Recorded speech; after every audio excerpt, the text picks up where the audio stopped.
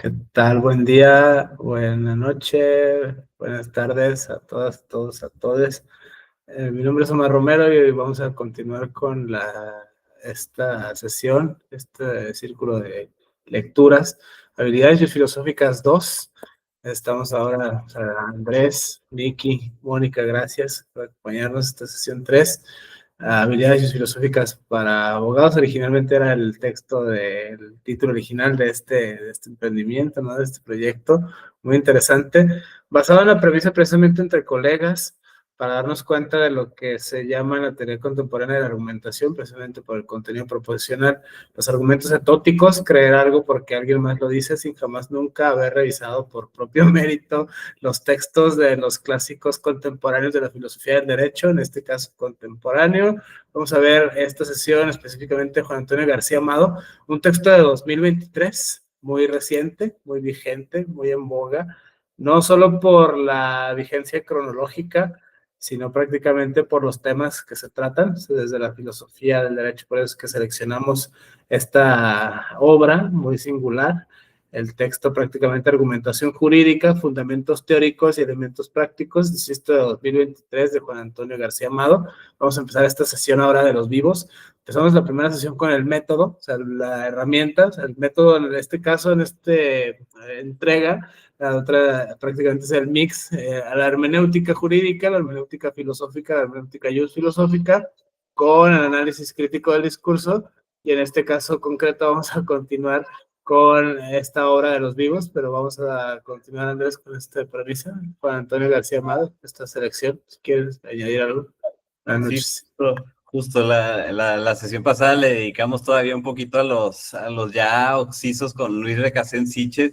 Vimos un poquito, o sea, aquí le vamos a entrar más, ahora sí a la dialéctica que actualmente existe en esta concepción de lo que es la argumentación jurídica, como a veces se vendía la idea de una única teoría de la argumentación jurídica, la teoría alexiana, y justo el doctor García Meo, quien es a quien vamos a leer esta noche, plantea la idea de que existen, no una, existen varias teorías de la argumentación jurídica. Nosotros vimos la sesión pasada con Recasén Siches, pues ahí nos asomamos un poco sobre lo que era uno de los predecesores, ¿no? A todos estos movimientos que surgieron a partir de la segunda mitad del siglo XX, estos autores o estos juristas como Hart, como Dworkin, ¿no? La dialéctica que se da entre ellos dos.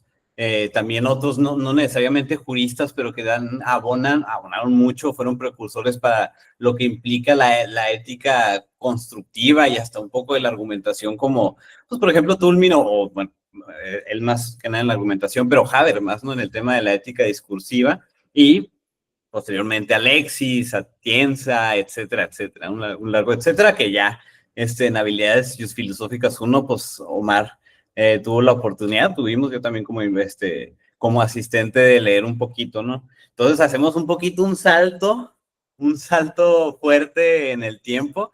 Recasén es como un predecesor, que postulaba la idea de alejarse del logicismo dentro de, particularmente, de la argumentación del discurso jurídico.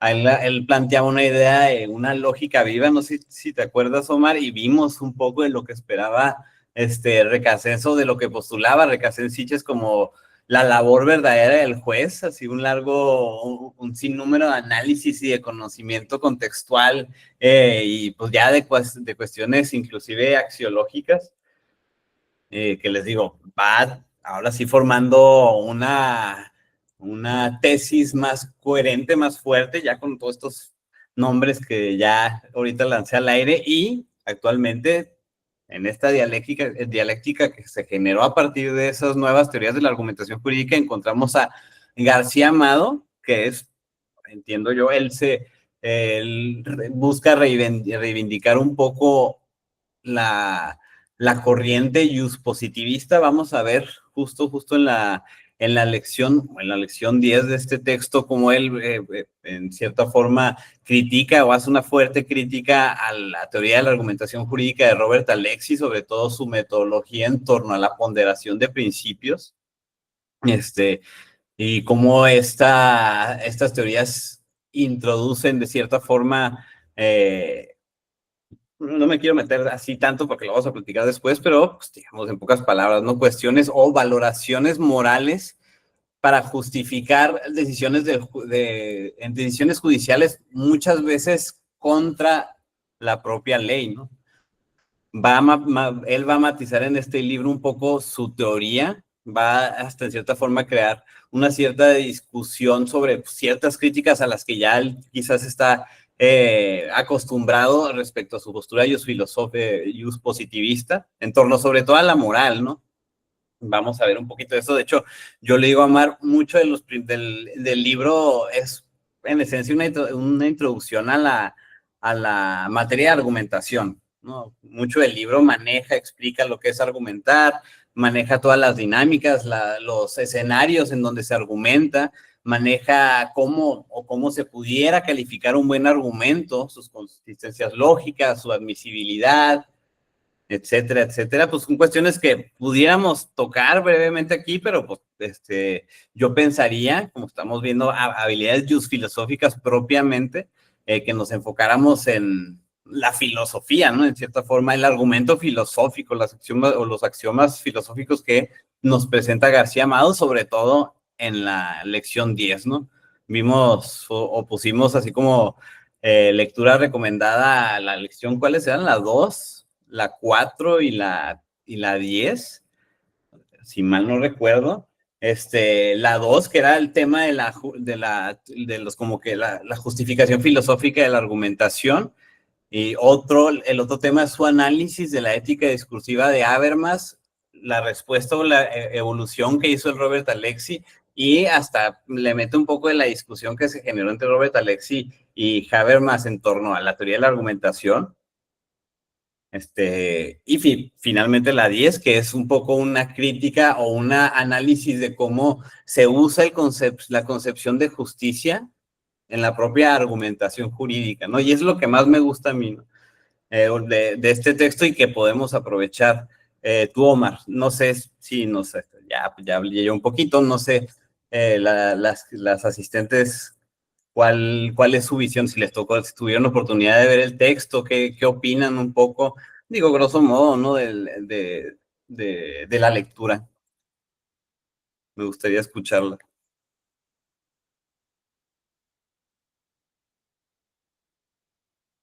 Sin miedo, sin miedo.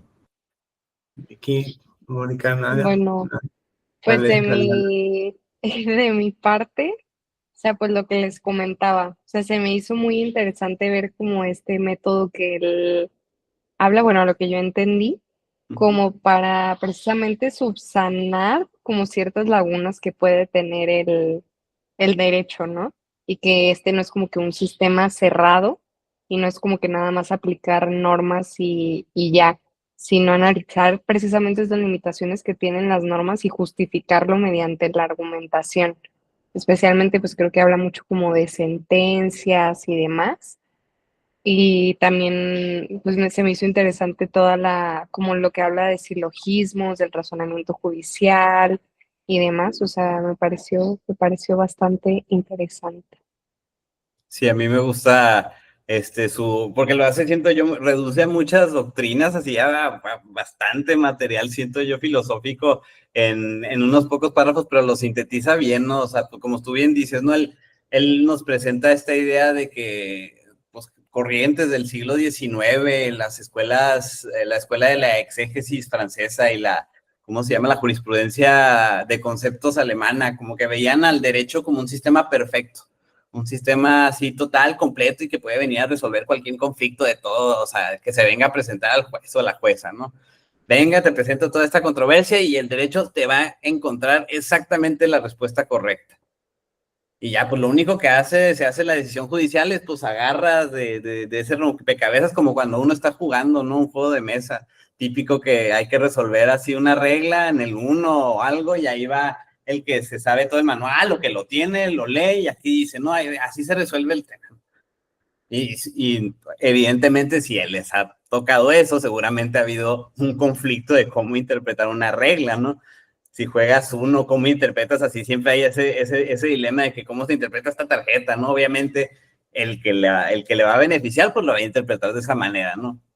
Entonces, eso es lo que plantea, o de ahí explica muy bien, siento yo, en el texto García Amado, esa dinámica que yo le comentaba a Omar, que todavía si en las escuelas de derecho, todavía te enseñan el derecho, o a mí me tocó, yo cuando estudié la carrera, a mí me tocó casi te enseñaban el derecho. Haz de cuenta, apréndete el código y ya la armaste, ¿no? O sea, con que te sepas así el artículo 1 al 3000 del Código de Comercio, ahí te lo... A mí mi clase de Seguridad Social me la dieron leyéndome la ley del Seguro Social, no friegue, ¿no? O sea, pero pues yo estoy seguro que sinceramente, o sea, alguien podría tener así la idea maliciosa de que pues no nos querían enseñar, pues también podría ser por ahí, pero también estoy seguro que es esa idea que pues nada más apréndete la Constitución y ya la armas, ¿no? Como jurista.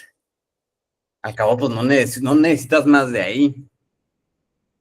No sé qué opine Nicky o qué opine Omar al respecto, para no acapararme yo el micrófono, ¿no? Adelante, Nicky.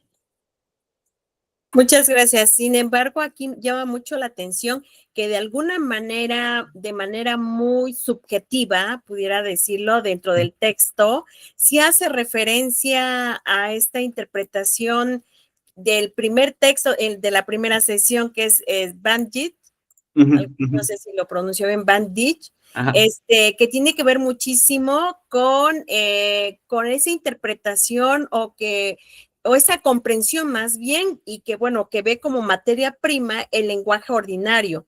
Y que de alguna manera, ¿qué es lo que hay implícito en ese lenguaje ordinario? ¿Para qué?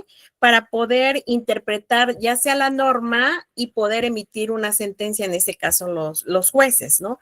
Pero también de aquí, a partir de esa interpretación, ¿no? Y de ese discurso que está implícito dentro de los argumentos, ya sea del juez o pues, en este caso, de alguna persona, de algún abogado, ¿no? ¿Qué está dando a entender ese lenguaje, ¿no? Entonces, me parece que aquí se retoma un poco o mucho de este autor, no de esta interpretación, de cómo interpretar o cómo discernir y qué es lo que está implícito en ese lenguaje. Me parece que dentro del texto de este autor es primordial esta parte del lenguaje, porque incluso también hay un gran debate plantea un gran debate dentro de estas dos corrientes que existen, ¿no?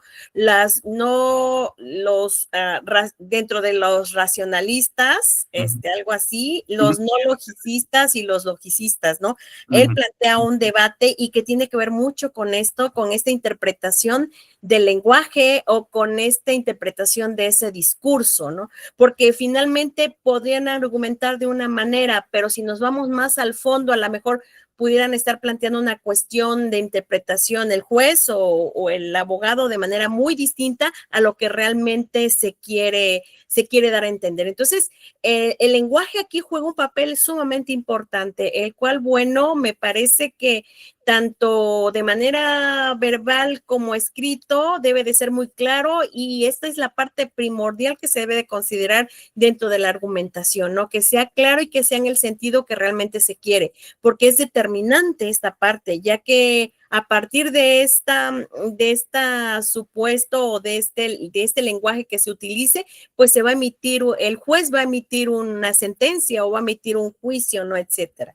Entonces, me parece que tiene mucha relación con este primer autor del análisis del discurso, ¿no? Que tiene que ver muchísimo con la parte de la gramática, con la parte de la sintaxis, con la parte de todo este conglomerado del cual, bueno, nos da, o le da forma al lenguaje. Claro.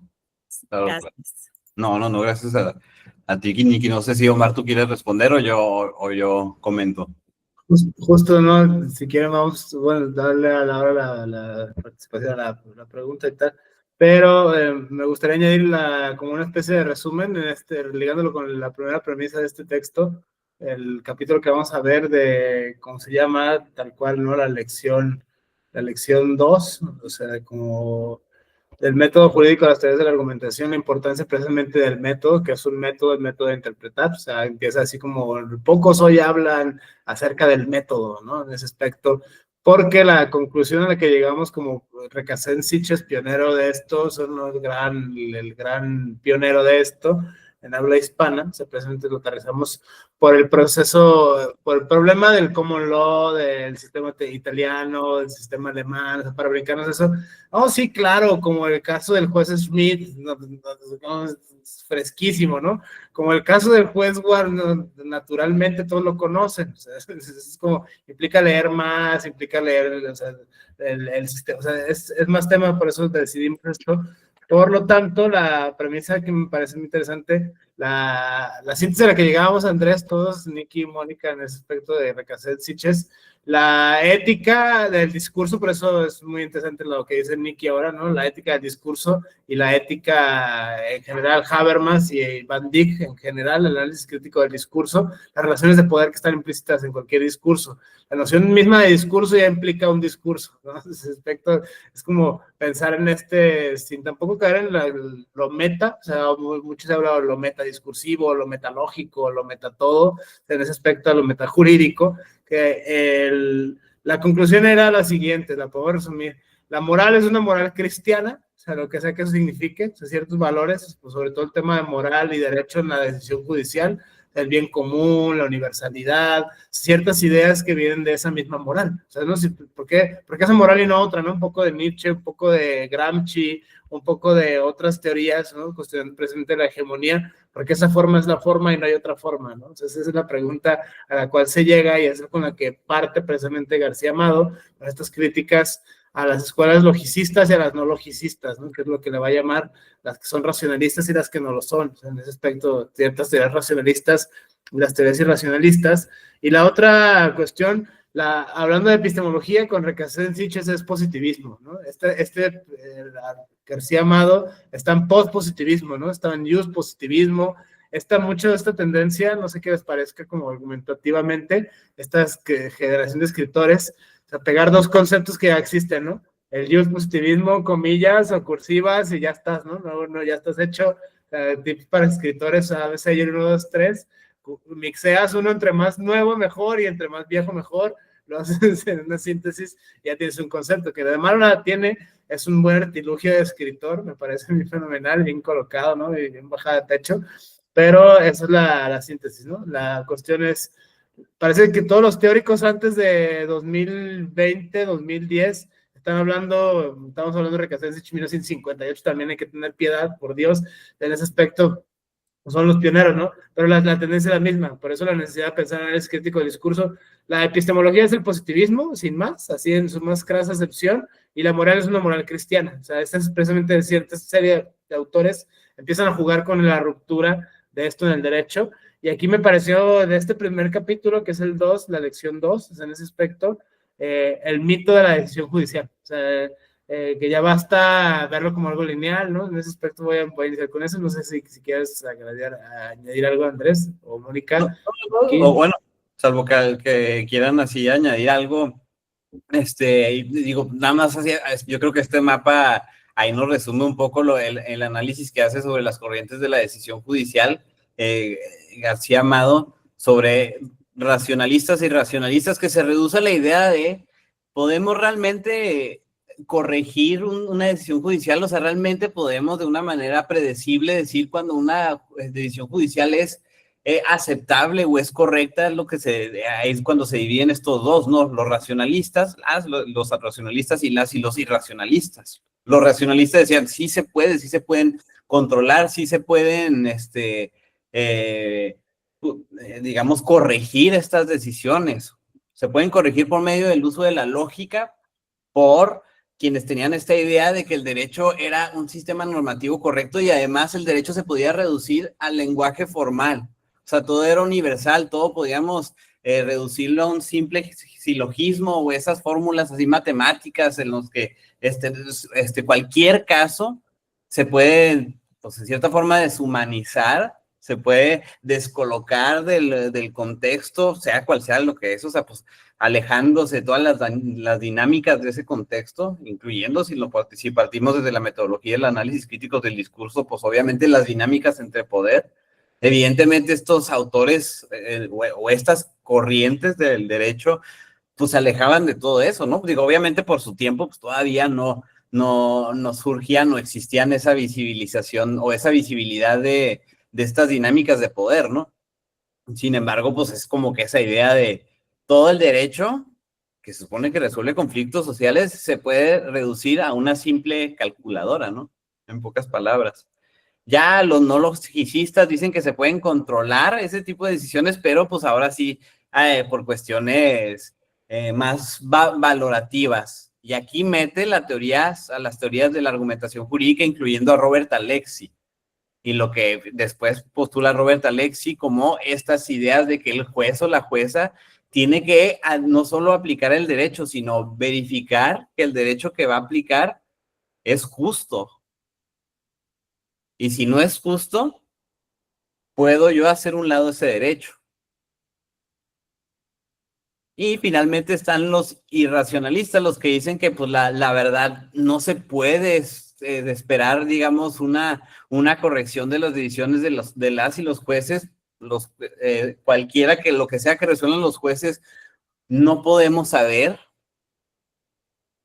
Por ejemplo, el realismo jurídico, que muchas veces se reduce, pues obviamente en una simplificación decir de que el juez resuelve lo que desayunó, ¿no? Si tuvo un mal día la jueza o el juez, pues ahí pues le van a ir mal a los justiciables, ¿no? Pues no sé, ¿no? Si tuvo algún percance vial, pues igual y va a ser más dura en las sanciones, etcétera, etcétera, ¿no? Que todo lo que implica la decisión judicial solo es algo que ya tenía decidido el juez o la jueza y ya pues lo único que va a hacer es construir un argumento que apoye su decisión, pero esa decisión ya la tenía. Aquí incluye digamos, una rama de lo que vimos con Van Dijk, que son los estudios del derecho crítico, ¿no? Esta también idea de observar al derecho desde la teoría crítica, ¿no? Desde las dinámicas del poder. Y evidentemente, pues, este tipo de corrientes observan quizás a la figura del juez, creo que Omar ya lo había definido, pues una figura patriarcal, ¿no? El derecho que sostiene las decisiones del juez son parte de estas corrientes o estas dinámicas del poder dominante, ¿no? Y pues digo, no nos vamos a meter a todo lo que habla García Amado, pues no nos daría tiempo, pues aquí enseño así, va a ser mucho, pero adelante, Omar. En la página 68 hay una pregunta capital que me parece detonante. Si la puedes proyectar, sería fenomenal. Dice más o menos algo así como, cabe preguntarse sobre la racionalidad, ¿no?, de la decisión judicial. Si es un mito, se ha inspirado, por ejemplo, en esta corriente, yo me atrevería a anunciarlo desde la filosofía analítica, desde el análisis crítico del discurso, incluso la ética. Hay un texto muy bonito que me gustó mucho, es muy esclarecedor en algún tiempo de información filosófica, el Principia Ética de George Edward Moore, por ejemplo, que es el tributo así por antonomasia, es de los que empiezan con todo este rollo de la filosofía del lenguaje, la filosofía analítica, aplicado a la moral y al derecho. O sea, en ese sentido, este brinco, ¿qué es lo bueno? O sea, hablar de ética implica hablar del bien y de lo bueno, ¿no? Del bien bueno. O sea, en ese sentido, ese es el tema de la ética. Si no tenemos un referente difuso, prácticamente aquí está, ¿no? O sea, se cabe o no racionalizar esto de la decisión judicial.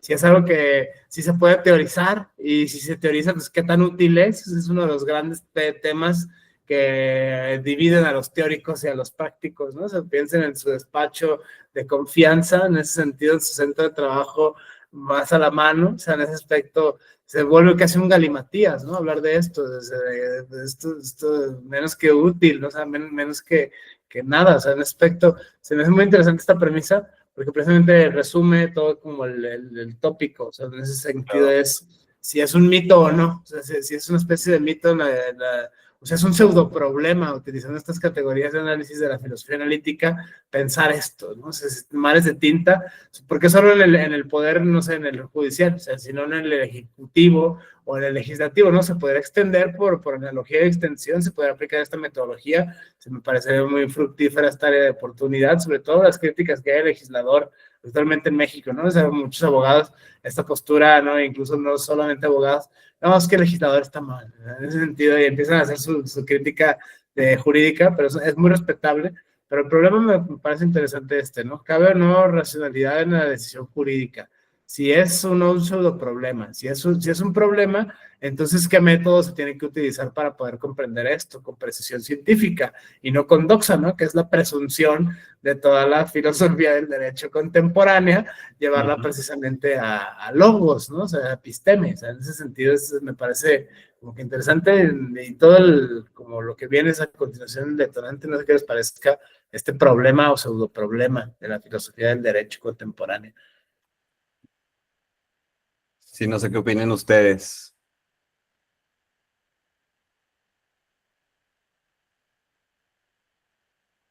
O sea, digo, si me permite, yo creo que además este problema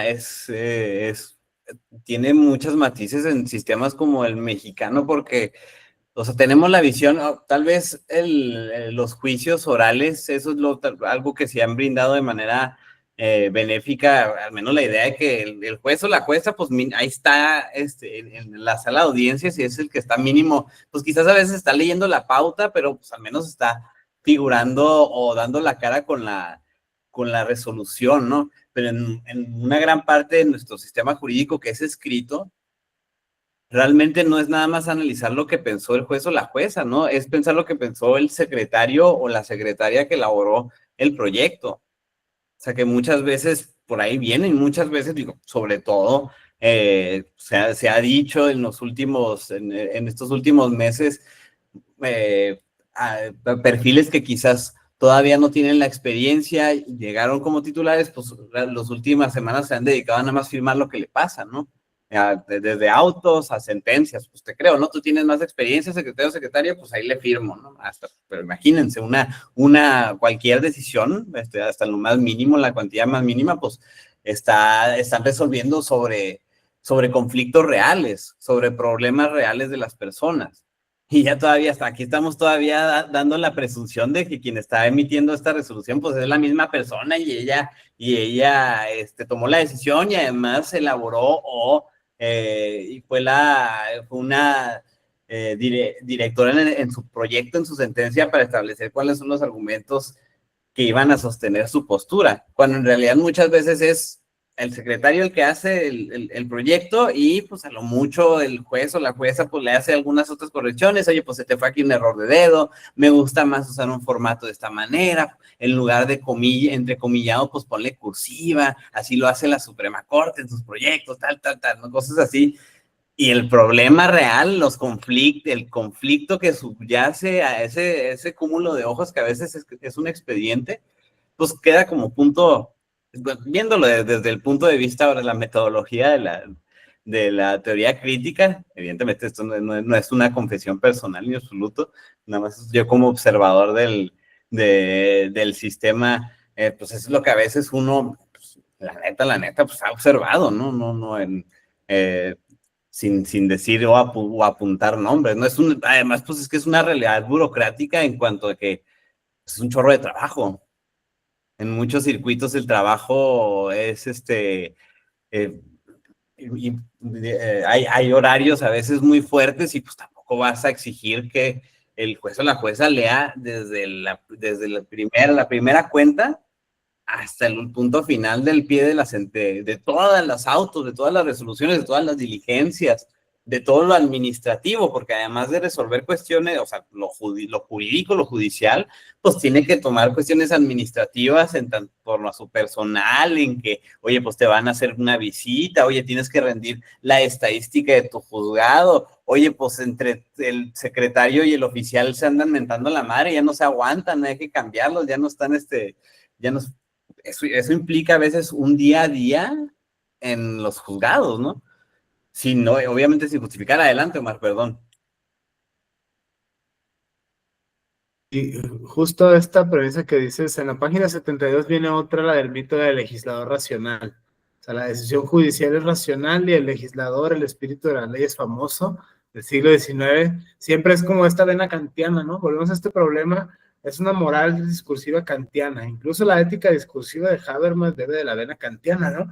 Presupone que todo el mundo se va a poner de acuerdo porque todo el mundo es racional, todo el mundo está en la misma sintonía, porque piensa que, no sé, tienen las mismas categorías.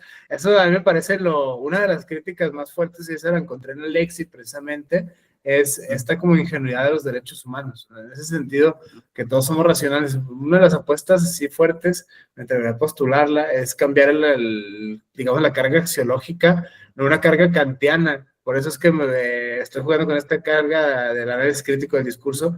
Si jugamos, no sé, con Hegel, por ejemplo, ¿no? O sea, el conflicto, o sea, sobre todo pensando en los más, que estas otras lógicas de, güey, existe el conflicto y siempre va a haber conflicto, y la crítica que hay, sobre todo es el famoso no estudias derecho de Garza Onofre, es esa crítica muy fuerte, ¿no? O sea, de la profesión o sea, tiene que ver cómo se enseña y qué se enseña el derecho. O sea, en ese aspecto, si seguimos pensando en estos mitos, ¿no? De la decisión judicial es racional, pues no, la persona decide y ya está, no lo decides, depende si desayunó o no, o si qué desayunó, en ese sentido, ¿no? Es como las críticas que hay, y se extiende a los tres poderes, ¿no? Porque es algo humano, demasiado humano, o sea, prácticamente pensar como esta vena del derecho con la antropología me parece fructífera, y creo que esta pues es como tumbarse el rollo, ¿no? O sea, prácticamente de cómo se enseña el derecho y cómo se está apropiando los operadores jurídicos de cómo a su vez aprendieron derecho, porque también está como la otra,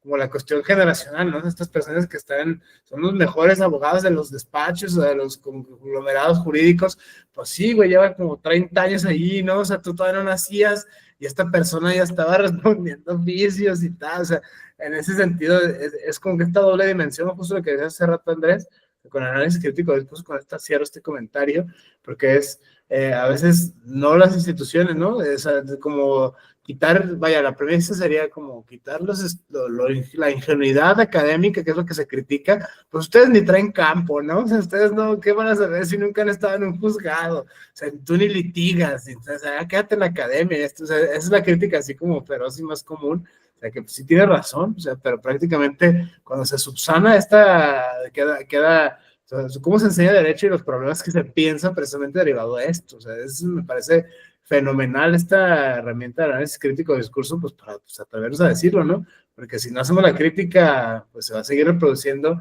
esta hegemonía de poder en los círculos que ya conocemos todavía. No está tampoco tan chido. Gracias. Adelante, Mónica. Sí, nada más quería comentar a partir de la reflexión que hacen, que sí, que muchas veces no queremos ver como que el derecho sí está muy cargado de ideologías. O sea, incluso los mismos juzgados, pues ya, o sea, se dice de que, no, es que este juez tiene este criterio y este juez tiene aquel. Es como que, ay, pues, ¿cómo? Se están resolviendo conforme a los mismos artículos. Pero pues obviamente sí viene cargado de ideología, o sea, y también este mito del legislador racional, o sea, que también como me acordé de Kelsen, que lo clasifica él como irracional, que pues en su teoría pura del derecho no cabe realmente una ideología, o sea, él habla de deberes y obligaciones y ya está. Y ya pues nosotros le metemos que los derechos y los derechos humanos, o sea, y vamos cargando cada vez más de ideologías el derecho y olvidamos cada vez más de, o sea, pues como la base, o sea, porque incluso los mismos derechos humanos, o sea, muchas veces de que los derechos a las personas indígenas y las mismas personas indígenas no se autodeterminan como tal, como que yo ni siquiera me considero indígena, o sea, yo soy, no sé, yo soy wixárika, o sea, eso qué. Ajá. O también, bueno, yo percibo una carga ideológica muy grande, por ejemplo, en las legislaciones de los derechos de los animales. Como que pues tal vez no deberíamos de hablar de derechos, sino de deberes que nosotros tenemos como, porque tenemos la habilidad de producir efectos jurídicos hacia otros seres que no lo tienen y ya está. O sea, que esos seres pueden ser niños, animales, personas con deficiencias de cualquier tipo o lo que sea, pero ahí se ve que está cargado de una ideología todo el derecho. Entonces sí, también yo me llevo esa reflexión. Y yo, por ejemplo, digo, para comentar un poco o matizar, bueno, complementar, perdón, este mito del legislador racional que parte la idea de que es tan buena las personas, las y los diputados, las y los senadores, o sea, no es una crítica obviamente hacia ningún contexto, pero como que se les da la idea de que ellos al momento de redactar cualquier texto jurídico tienen en cuenta absolutamente todo, ¿no? Que ellos recopilan así, no sé si ya vieron esta nueva serie que salió de Breaking Bad, la Pluribus, que se trata como que una especie de invasión, digo, voy a spoilear un poquito, perdónenme, o sea, que llega un virus, pero que invade a todas las personas y crea como una especie de, digamos, una singularidad, ¿no? O sea, todo el mundo somos la misma persona, todos somos uno somos todos, y hablas con una persona y estás hablando con todo el mundo. O sea, y la principal es la única que no la contagiaron con ese virus, ¿no? Pero pues ella habla con un subsecretario de tal, del gobierno de Estados Unidos, pero en realidad está hablando con absolutamente todos los médicos, todos tal, o sea, y así tenemos esta idea del legislador que representa todas las conciencias, todas las dinámicas, conoce que absolutamente todos los campos, ¿no? Así, conoce no solo de urbanismo, ¿no? Sino también conoce un poco del comercio de ganado, conoce de medio ambiente, conoce y porque legisla sobre todo eso, ¿no? Y tenemos esa predisposición de creer, o sea, pues no de creerle, ¿no? Pero sí creer que ya lo que se genera a partir de su trabajo legislativo, pues con eso ya puedo resolver todos los conflictos. O al revés, o sea, yo nada más tengo que leer lo que ellos dijeron y no tiene ninguna carga ideológica yo al momento de resolver. Yo nada más estoy aplicándole un poquito como picarle un botón, ¿no? No, yo no impuse algún tipo de ideología al momento de yo de decidir, pues yo nada más agarré el texto, yo nada más agarré lo que dijo la corte y ya, ¿no? Entonces son una especie de caballo de Troya, así una especie de fachada para, pues, o hasta a veces también, digo, tal vez sin quererlo ver de forma maliciosa las intenciones de muchas y muchos operadores, pues quizás sí no se dan cuenta, ¿no? Que en realidad sí están emitiendo posturas ideológicas, quieran o no. O sea, pues, al fin y al cabo el derecho es un discurso, lo único que dice Alexis es que es un discurso práctico en el sentido de que estamos en un campo de incertidumbres. O sea, no estamos diciendo lo que hay objetivamente en el mundo. Yo al momento de tomar una decisión jurídica, no va a haber ninguna herramienta de medición que diga que esta decisión es la objetivamente correcta en un sistema jurídico. Siempre pudiera haber otra decisión igual de válida, ¿no? Dependerá de las justificaciones y precisamente el campo de lo jurídico, ahí es donde entran estas incertidumbres, donde, oye, pues todas las posturas parecen válidas, tengo que optar por una, ¿no? Pero yo opto por la objetivamente correcta, esa es como que la gran ilusión, cuando en realidad tal vez tú estás optando por la que tus convicciones personales, tu forma, tu ambiente, hasta tu propia genética quizás, te inclinó a eso, ¿no? Omar, no sé qué tengas que decir. Sí, justo en la página 74, Andrés, hay un pasaje, ahora me gustaría también con Nikki, precisamente por el área de expertise que tienes, en ese sentido como el doctorado en educación y tal. O sea, me llama mucha atención la currícula, ¿no? O sea, prácticamente el de abajo, de la crítica a lo que veíamos ya, ahí está, ¿no? Ese párrafo grande, o sea, sobre el instalar, ¿no? El método. O sea, el método es y es la subsunción que hablábamos, ¿no? La vez pasada, Andrés. O sea, esta misma premisa que veíamos en Recasset Sitches, que de malo nada tiene, ¿no? O sea, son técnicas y habilidades muy buenas, o sea, hay que desarrollarlas sin duda, a aplicarlas, ¿no? A lo Michel Foucault, sí, o sea, es una caja de herramientas, la utilizas a conveniencia, según medida y ya está. O sea, no pasa nada, o sea, no la usen y ya, es del diablo, no, o sea, al contrario, ¿no? Fomentarlas, tributo a los sofistas en ese aspecto. Me parece interesante esta, porque parece que toda la discusión antes de el 2020, 2015, pues, positivismo es la epistemología, la herramienta por antonomasia es el silogismo de Aristóteles mal comentado, sin jamás nunca haber agarrado un libro de Aristóteles. O sea, no te dice, no, sí, en los tópicos, en los analíticos, no te dice, o sea, nomás es Aristóteles, ¿no? Y una referencia de diccionario en el mejor de los escenarios, o de pasillo, ¿no? Quizá en el caso concreto.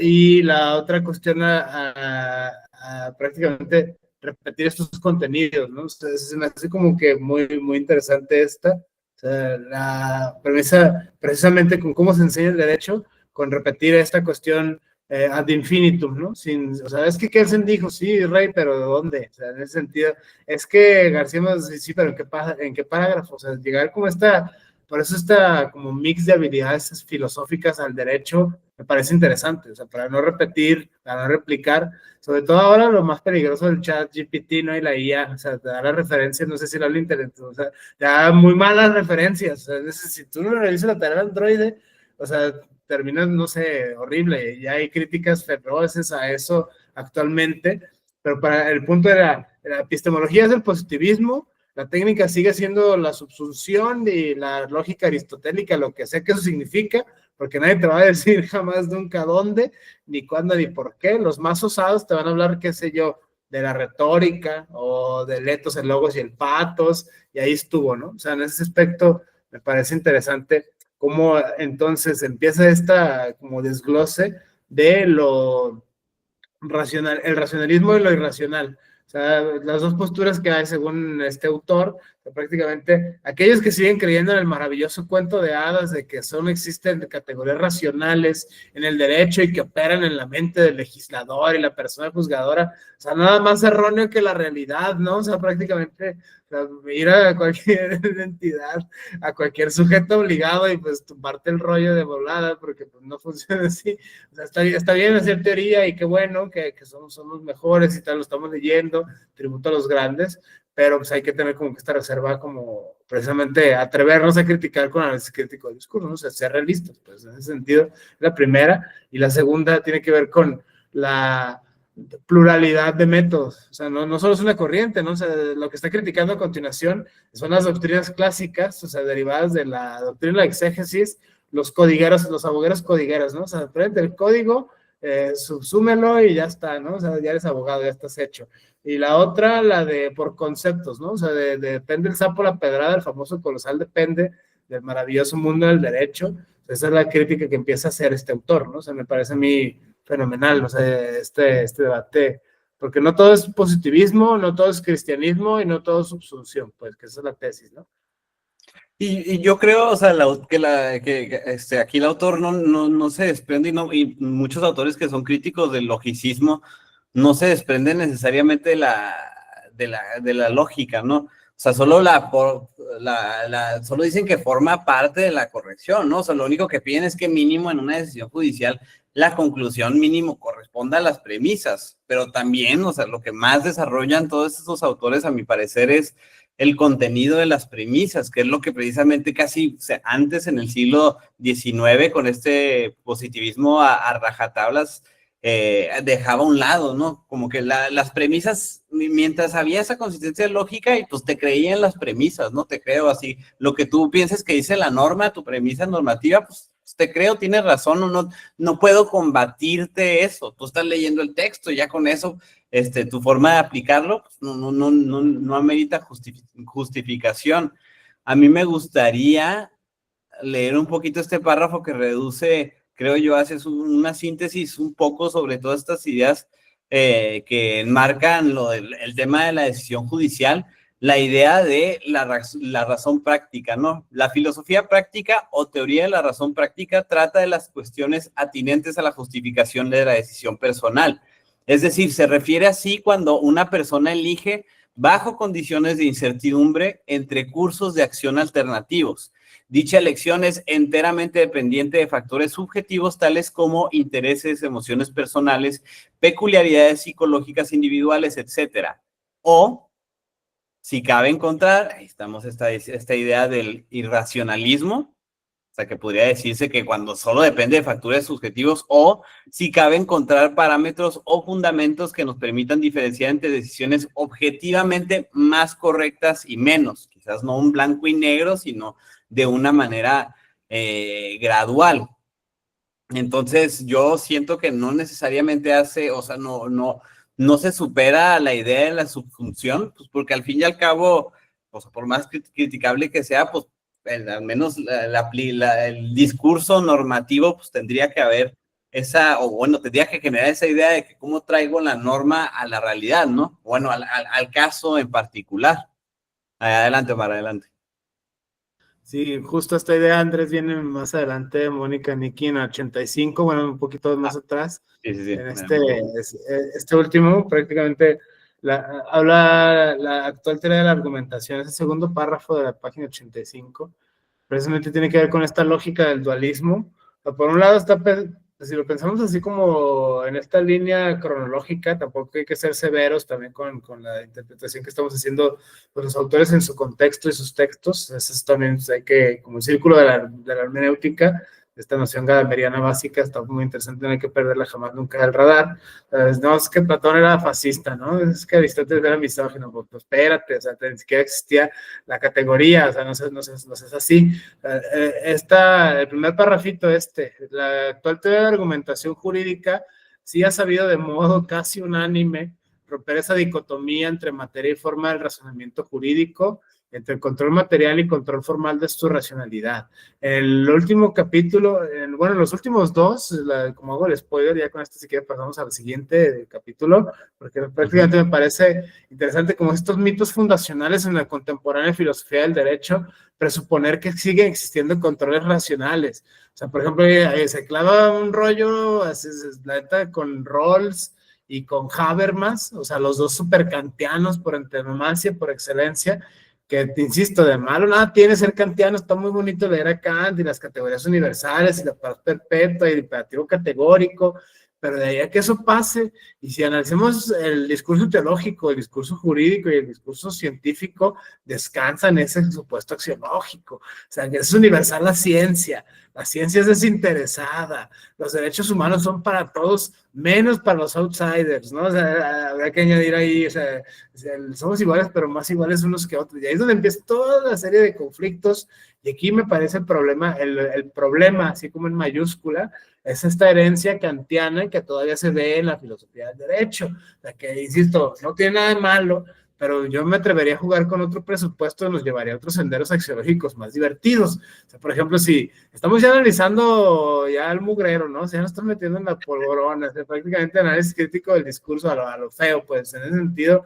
relaciones de poder mal pedo, o sea, en el discurso. O sea, y si ya estamos en esas, o sea, yo creo que si ya no estamos acostumbrados a jugar en esas alturas y con ese tipo de artilugios, creo que de malo nada tendría cambiar el supuesto axiológico. O sea, en lugar de, por ejemplo, la ética universalista, buen rollo conciliadora de Kant, metemos, no sé, la ética de conflicto perpetuo de Hegel o de Marx, por ejemplo, creo que tendríamos otros resultados. O sea, podemos explicar el sistema jurídico y tener otras nociones de justicia, otras instituciones que nos puedan permitir pensar otros problemas que ya no son ni cristianos, que ya no son ni universales, que ya no son ni positivistas, que ya no son o sea, ya esas categorías ya están quedadas, es como ya el trivium y el quadrivium, yo así lo empiezo a ver, ahora, o sea, es como si la tierra es plana, güey, o sea, es como, espérate, o sea, en ese sentido, soy kantiano, soy objetivista, soy universalista, o sea, espérate, o sea, en cuanto te topes a un outsider, en cuanto te topes una excepción a la regla,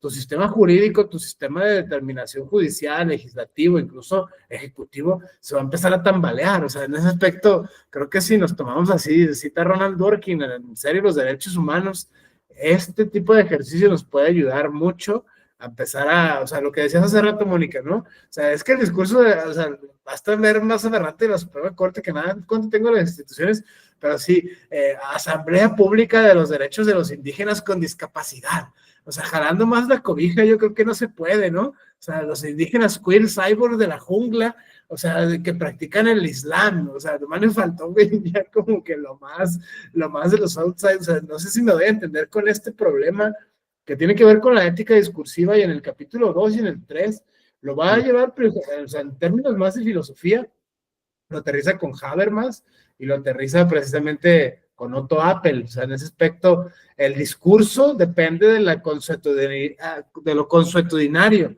O sea, si estas son las normas, razas, sí nos ponemos de acuerdo, a ver, hagan una rueda, autovalídense, autoverifíquense, y ya está, tarán, tienes la comunidad epistémica hecha. Y eso es bien maleable, ¿no? O sea, por eso yo veo una área de oportunidad de este método.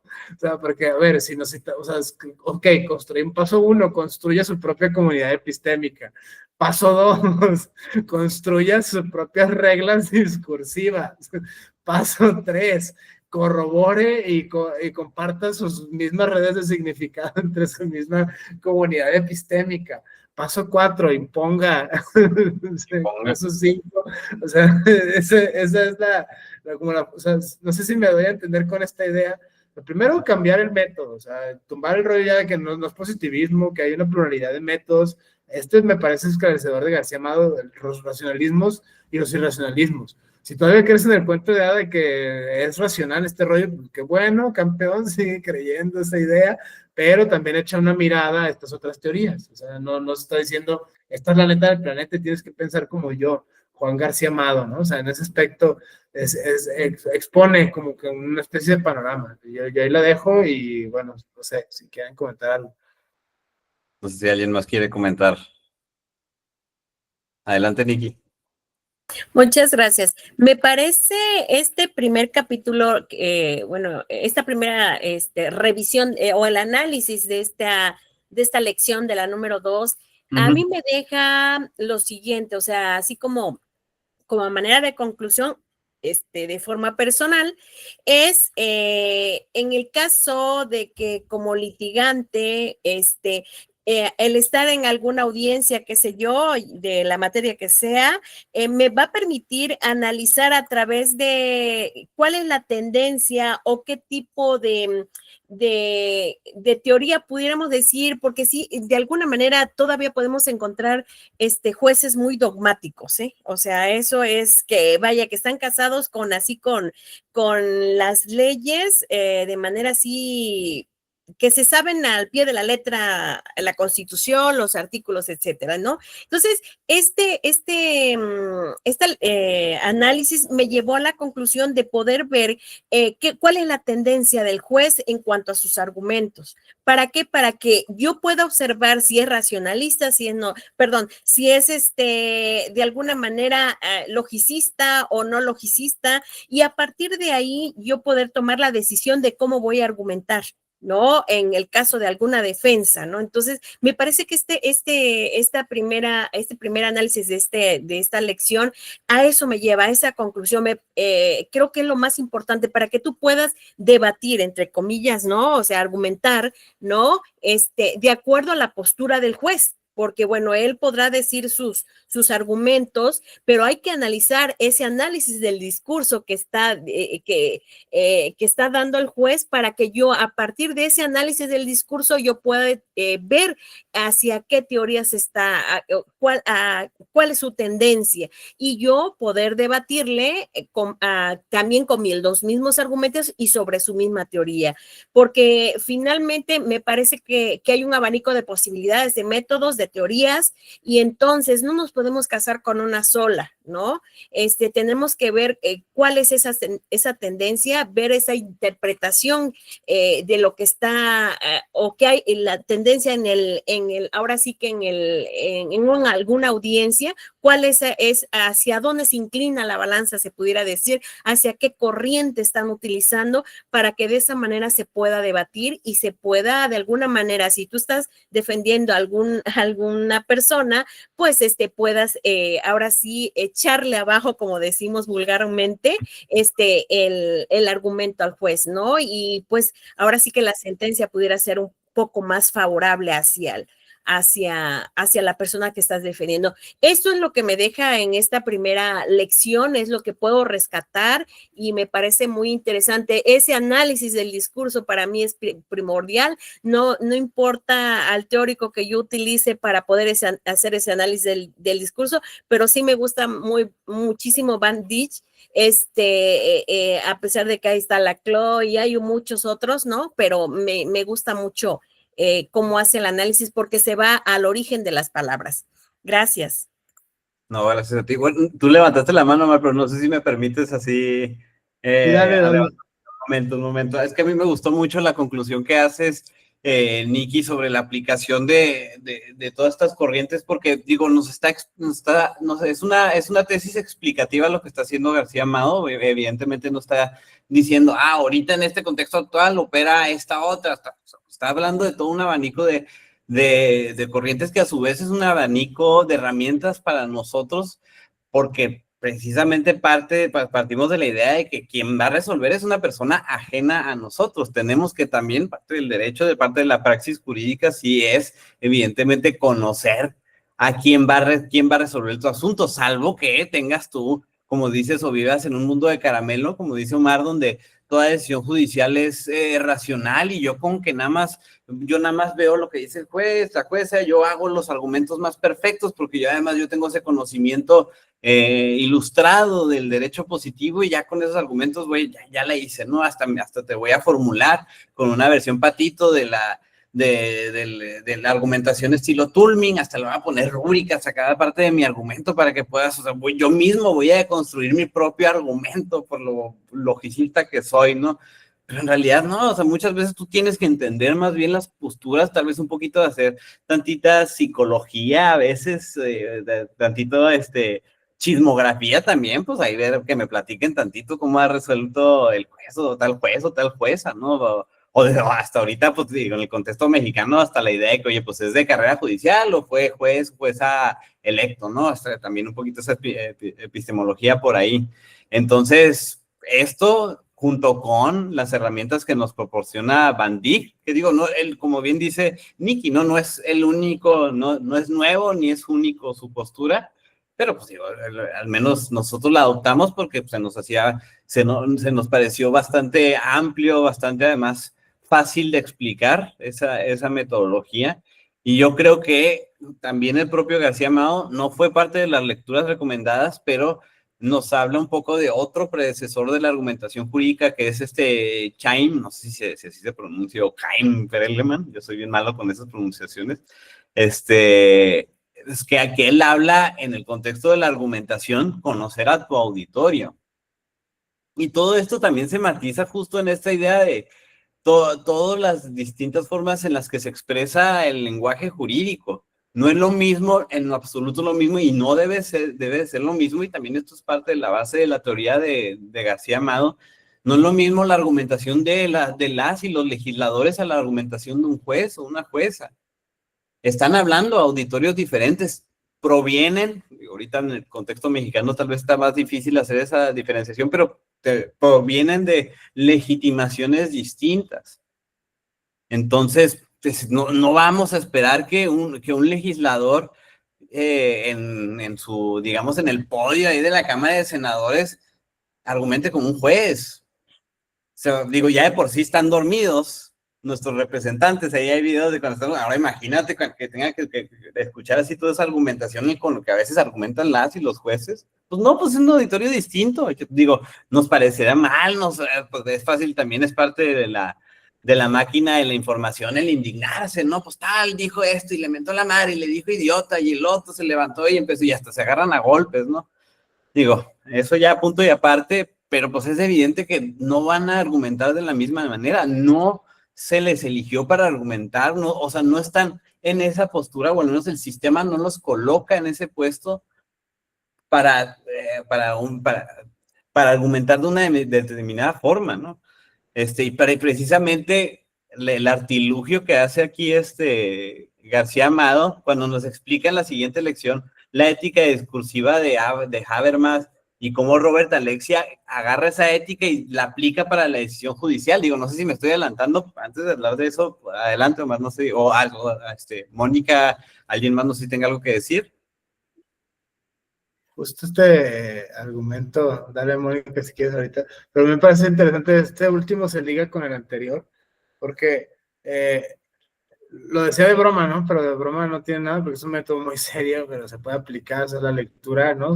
Por eso esta doble dimensión siempre de como instrumento y como doctrina. Por un lado, el instrumento sirve para aplicarlo a tan variopintas circunstancias se presenten en la vida práctica del derecho, y como doctrina, pues saber los autores, ¿no? Como a nivel citarlos y tal, pero no tener como esta deficiencia, esta laguna, digamos, metodológica o teórica hablar de autores sin siquiera saber dónde dice tal o cual parágrafo, ¿no? Ese aspecto me parece interesante y con esta la ligo con precisamente la que sigue, la ética del discurso de Habermas, o sea, la autorreferenciabilidad que tiene el propio discurso, lo decías, Andrés, desde que es lo uno y lo múltiple, ¿no? De Platón, o sea, es el mismo discurso del derecho, las mismas habilidades de pensamiento aplicadas en distintos ámbitos, y va a tener distinta variabilidad, ¿no? Y sobre todo pensándolo ahora con estos, me parece útil, lo hemos hablado hasta varias veces tú y yo, Andrés, en ese sentido, frente a estos escenarios que se ven en el presente, la irrupción de la política en el derecho, la irrupción de cuestiones que no necesariamente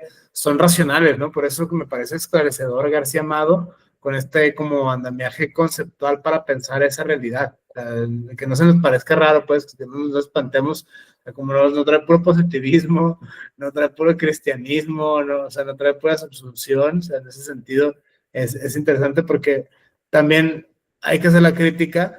Habermas y John Rawls son kantianos, o sea, son súper kantianos. Cuando digo kantiano me refiero a estas creencias como la racionalidad universal, que cualquier ser humano puede acceder a tal. Ese discurso, por ejemplo, John Rawls, así empieza este capítulo, ¿no? Con el velo de la ignorancia y la posición originaria. Nada más que vamos a suponer un mundo bien padre, que todos somos iguales y nadie tiene intereses así súper encontrados, y a partir de eso vamos a echar teoría.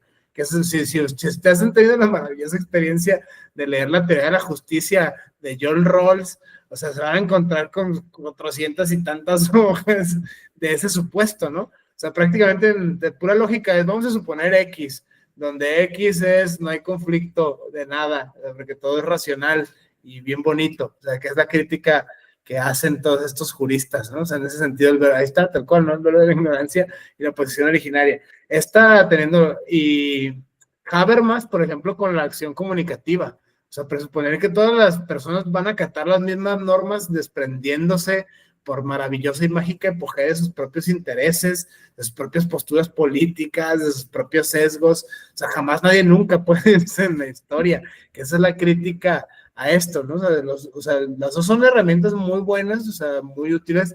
Rawls, indiscutible el peso que tiene la filosofía política y la filosofía del derecho del siglo XX, lo que va del XXI, es innegable, o sea, es imperdible.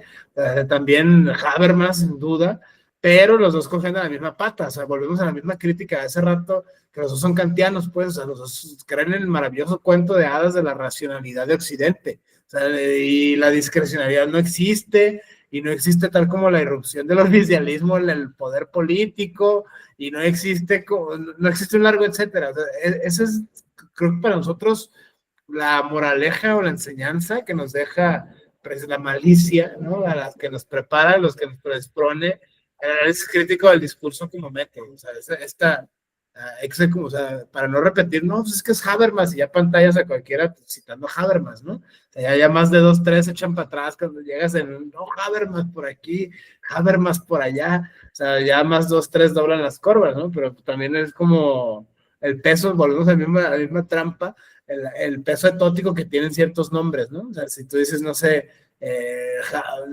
no sé, o sea, es bien contundente, esto tiene que ver precisamente con este método de análisis crítico del discurso, yo lo dejo ahí, y hay que analizarlo precisamente porque si este capítulo me gustó mucho porque es el desglose de cada uno de los puntos, ¿no? Universalidad, racionalidad, o sea, está interesantísimo, yo lo dejo ahí, gracias.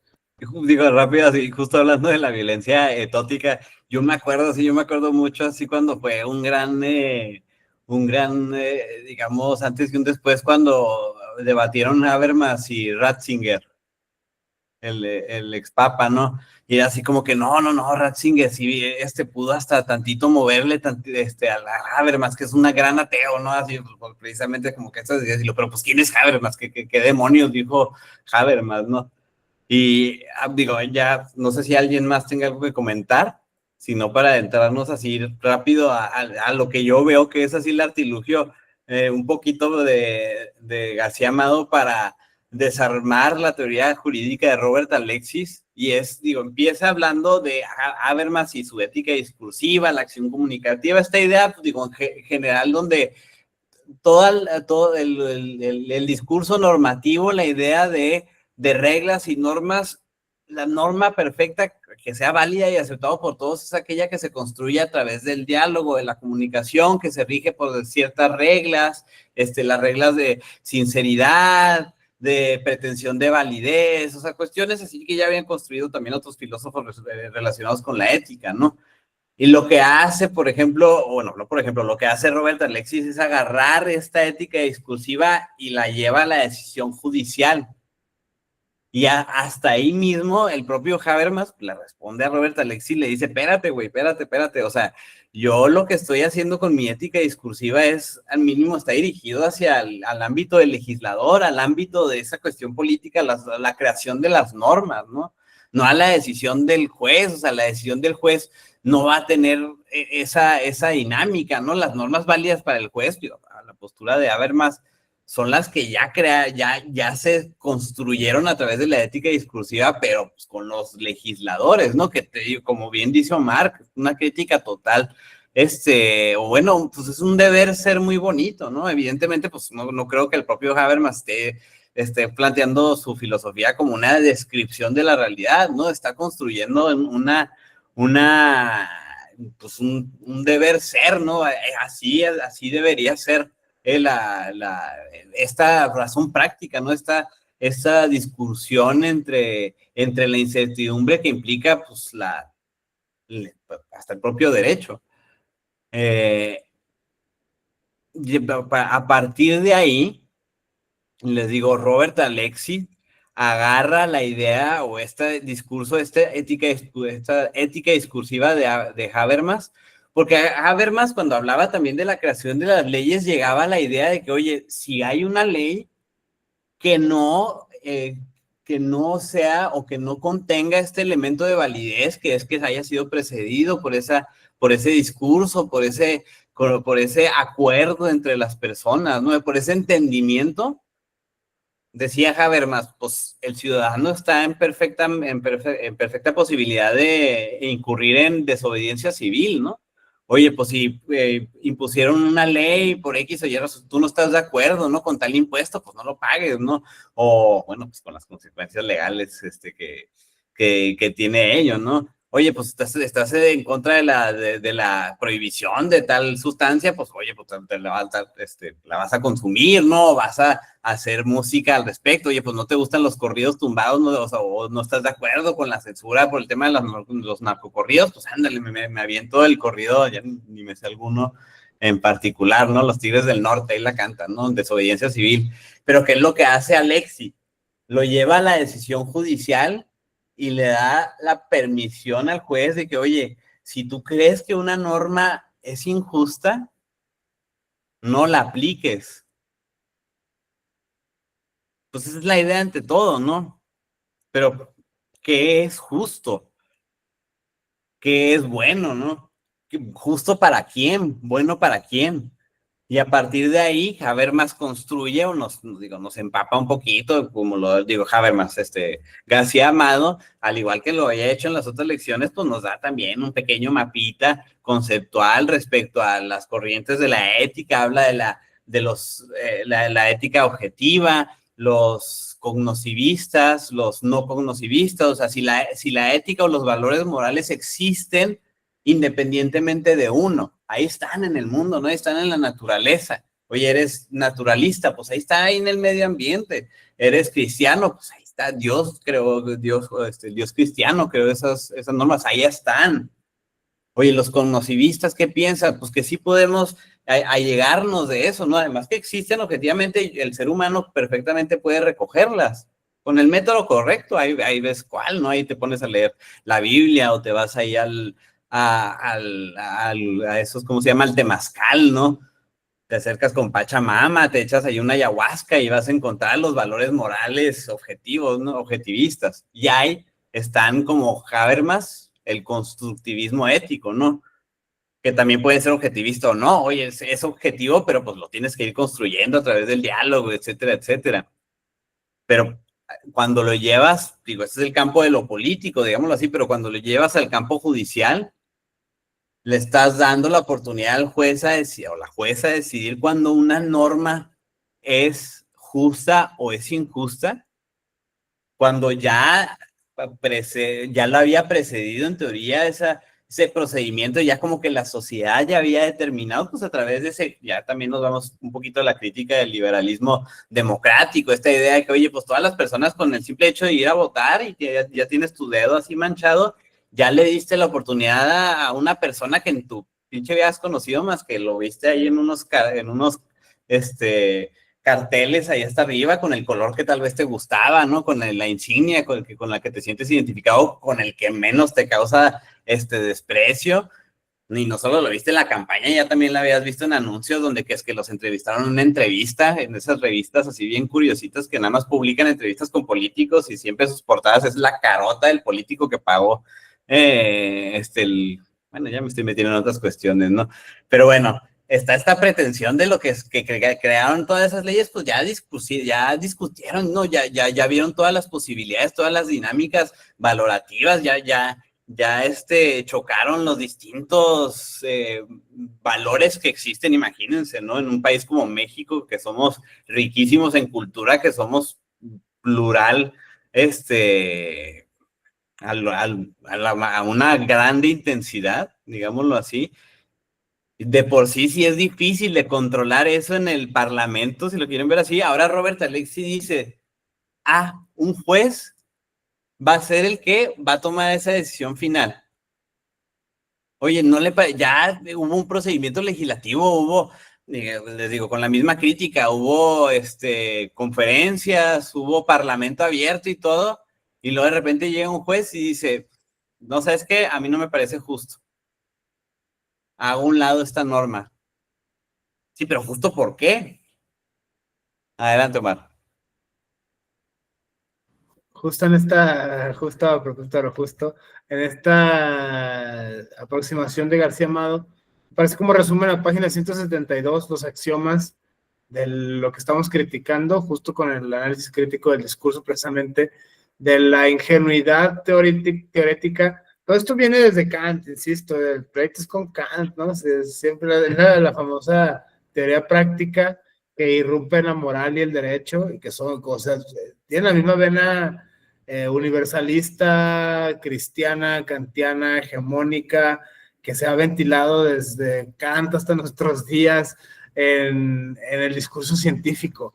Esta es la epistemología y no otra cosa, todo lo demás es galimatías, todo lo que no sea esto no es ciencia, todo lo demás que no sea esto no es derecho, todo lo demás que no sea esto no es moral, me parece la herramienta perfecta, el análisis crítico del discurso para poder desmenuzar esta, incluso en la exposición que hace García Amado, magistral de este texto, dicho sea de paso, son filósofos pues, relativamente contemporáneos, Alexi y Habermas, creo que Habermas está vivo, o sea, no ya bien viejito y así, en ese aspecto me parece como muy, muy, muy interesante o sea, veamos esta joya, ¿no? O sea, ningún hablante debe contradecirse, nada más falso, por eso creo que ahora se apuesta mucho en muchos foros sobre los Musk y la ética del conflicto, ¿no? Precisamente por la crisis judicial, algunos lo ven como una área de oportunidad, algunos lo ven como una crisis precisamente de lo mismo, ¿no? Es como ya en tiempo de crisis, pues cualquier cosa es buena, o sea, en ese aspecto la justicia alternativa viene como muy fuerte por ese enfoque, pero esta como fórmula de los postulados teóricos de Alexi y de Habermas son súper kantianos los dos en el fondo, o sea, presuponen la razón práctica y que cualquier ser humano por el hecho de ser racional lo va a hacer y ya está, ¿no? Va a cambiar, o sea, yo creo que la fórmula debería ser al revés, o sea, si pensamos esto con análisis crítico del discurso, se ve precisamente como las epistemologías de nuestros días, desde la etnografía de nuestros tiempos, ¿no? O sea, en ese aspecto, encontrar, sí, o sea, no volverte psicólogo, no volverte antropólogo, tampoco en esta obligado lo imposible, pero sí encontrar como que estas herramientas discursivas que vienen no del derecho, que vienen no de la sociología, porque esa es una sociología y es un derecho sesgado por estas categorías kantianas. O sea, la misma crítica científica, o sea, invertir como la fórmula de hacer epistemología, no sé si me deben entender. Por ejemplo, es bueno que estamos haciendo aquí ahora, es lo que dicen que sí con la cabeza y eso me es interesante porque es como, o sea, como de construir este discurso, pues, hegemónico y plantear otras posturas. O sea, la misma que me parece brillante, o sea, y la quiero empezar a ensayar en papers y tal, o sea, cambiar a Kant por Hegel, por ejemplo. O sea, si quitamos, ¿a dónde nos podría llevar otra noción de ciencia, otra noción de historia, otra noción de política, otra noción de Estado. O sea, creo que, y ese sería el pretexto así como de volviendo a los clásicos. Si alguien encuentra uno más contemporáneo, pues mejor, ¿no? Volvemos al cotorreo de ahora de, pues nomás encuentras el concepto bien viejísimo, Luciano de Samosata, un griego bien griego que nomás tú conoces, y un contemporáneo bien contemporáneo que igualmente nada más tú conoces, y ya está la fórmula secreta del éxito como gran escritor, ¿no? O sea, en ese sentido, el próximo año en la FIL y ahí está, y nos vemos, ¿no? O sea, en ese sentido, por ahí va como el avance científico del discurso, o sea, creo que con esta, pero volviendo al texto, ningún hablante debe predicar. A mí me empieza personalmente, no me empieza a gustar los textos de derecho cuando empiezan a matematizar, o sea, cuando ya en ciencias sociales se ponen bien exquisitos y empiezan otra vez el formalismo y el logicismo, ya como que no me empieza a gustar, ¿no?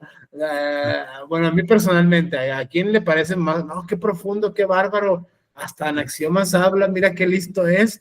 O sea, pero creo que ya es como, para mí es un error categorial, cuando ya es como revolver la mermelada con la cajeta, ¿no? O sea, si empezaste hablando de una cosa, compa, ahora me estás aventando axiomas de otro pedo, como que a mí no me checa, o sea, pues, se me hace como que una trampa muy buena, y aquí empieza a coquetear con eso, ¿no? O sea, es una serie de pasos, estas si quieren las leemos, si no pues las obviamos, pero está ahí en la página 172, 173, que es como la ética discursiva, ¿no? Entonces, sí es, yo proponía originalmente, lo hablamos al inicio, Andrés, o sea, esto, la ética discursiva presenta de Habermas y de Otto Appel, porque precisamente con los nuevos paradigmas de derecho, la nueva apertura a factores extrajurídicos, por ejemplo, como la cuestión sociológica, la cuestión semántica y desde luego la cuestión axiológica, que lo estamos viviendo en México de manera atroz, ¿no? O sea, es innegable. O sea, lo que decía hace rato, por ejemplo, lo que comentaban, ¿no? O sea, tú puedes tener el argumento más brillante, ¿no? Estructura flamante, o sea, y perfecto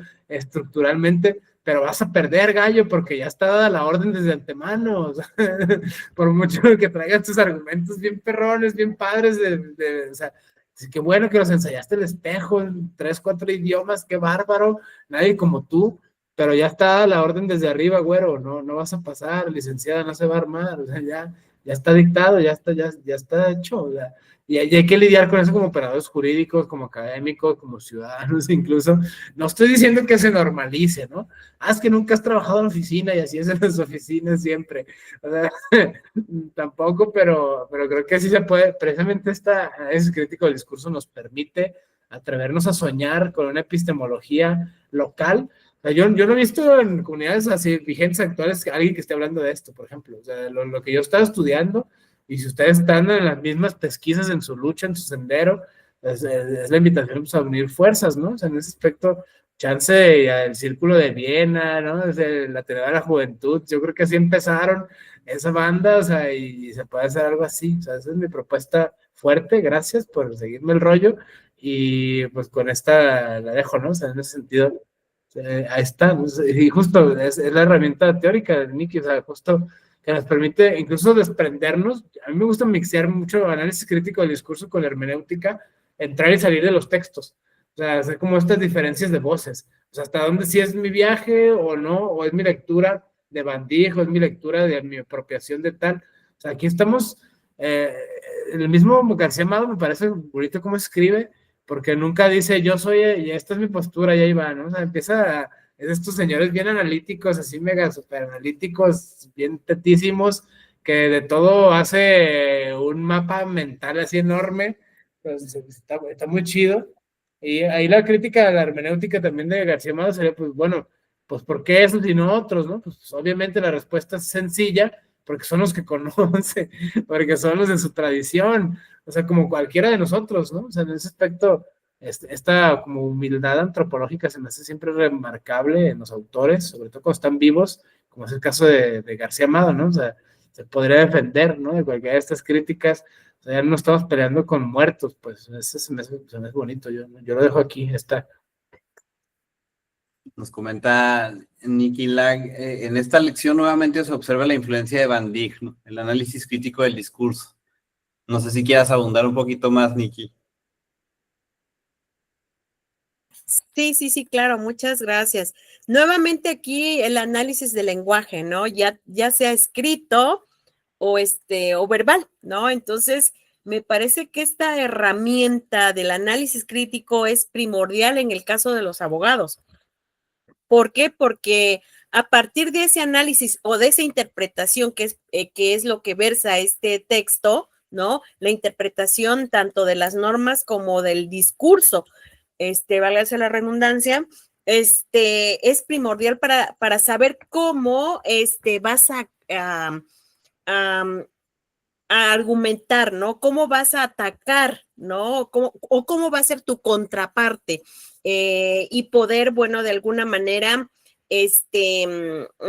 empoderar ese discurso, ese argumento para ahora sí minimizar lo que el juez o la contraparte de algún otro abogado pudieras, ahora sí, echar abajo lo que diga, ¿no? Entonces, me parece que esto es una herramienta bastante, de hecho te da técnicas, este texto te da técnicas para poder identificar cómo, bajo qué términos está o qué poder tiene el argumento que están manifestando en ese momento, ¿no? Entonces, me parece que ahora sí que el objeto de estudio y que puedo revisar dentro de este texto es prácticamente eso, la palabra, ¿no? Entonces, la palabra tiene poder, como anteriormente se venía diciendo, ¿no? Entonces, me parece que ha sido muy, muy interesante la revisión de este texto,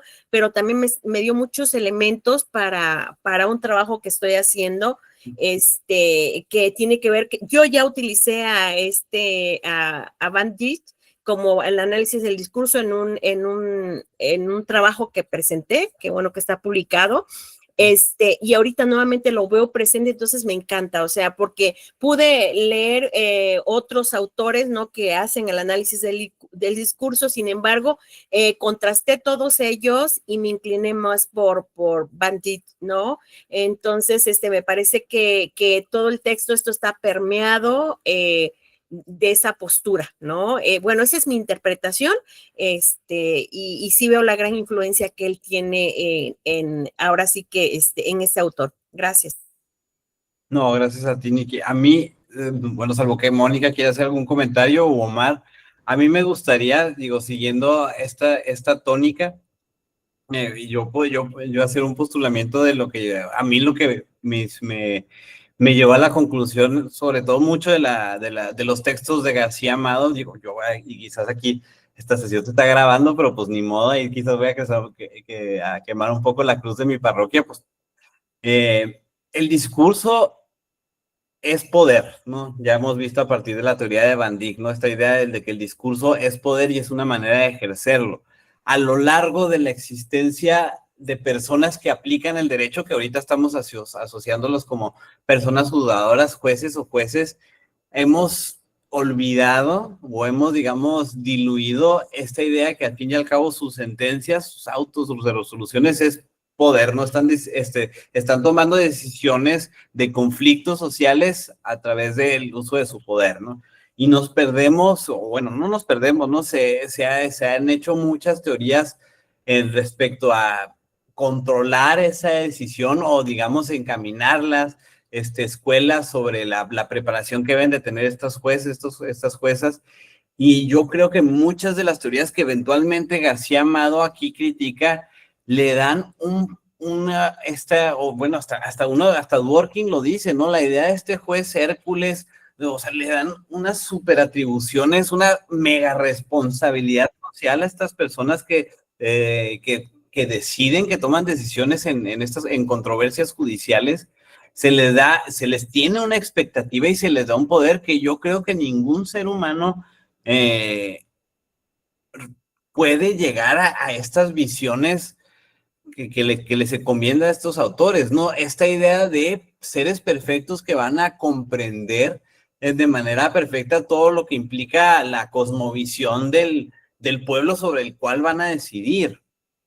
Y digo, esa expectativa también se genera en una especie de crítica muy fuerte a estas personas, como no cumplen con esta expectativa que nosotros tenemos de esta concepción de justicia, pues también se genera un gran enojo en su contra, ¿no?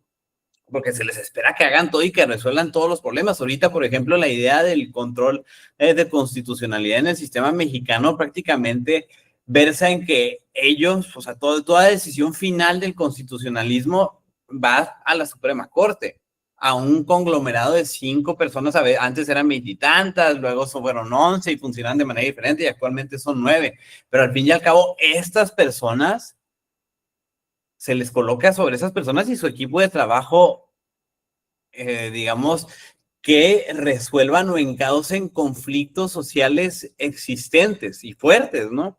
Ahorita la idea, sí, sobre todo, pues yo todos los días me meto siempre me metía antes, digo, soy medio, me gusta la tortura, pero pues también actualmente lo sigo haciendo, de meterme en las sesiones de la Suprema Corte, a veces ahí las pongo en el background y a veces veo los chats, ¿no? Y uno ves ahí en el chat estas concepciones que la gente tiene, ¿no? De que ya, oigan, ya resuelvan pronto que no nos cobren tanto en las oficinas de gobierno, ¿no?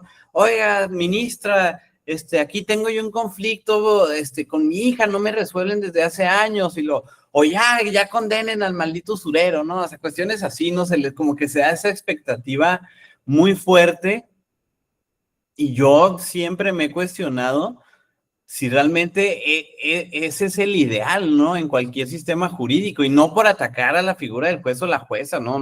Y menos a criticar a alguno en particular. Yo he conocido muchos que han dedicado su vida y se han comprometido mucho con su trabajo y lo han ejercido de manera muy, muy respetable, ¿no?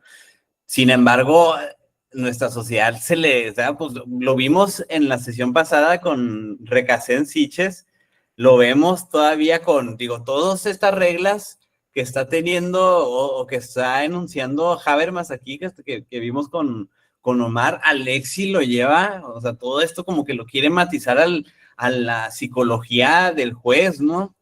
O sea, toda esa discusión, toda esa manera de llegar a un acuerdo lo tiene que tener el juez y la jueza en su cabeza, tienen que entender cada uno de los contextos para poder aplicarlos en cada caso en particular y hacer esta famosa ponderación que es, oye, yo tomo los derechos, yo aquí tengo estos derechos de este lado, yo tengo estos derechos de este otro. Conforme a los intereses de cada parte, pues yo voy a darle peso a cada uno y voy a ver cuál peso debe de prevalecer sobre otro, cuál derecho, cuál interés va a prevalecer uno sobre otro.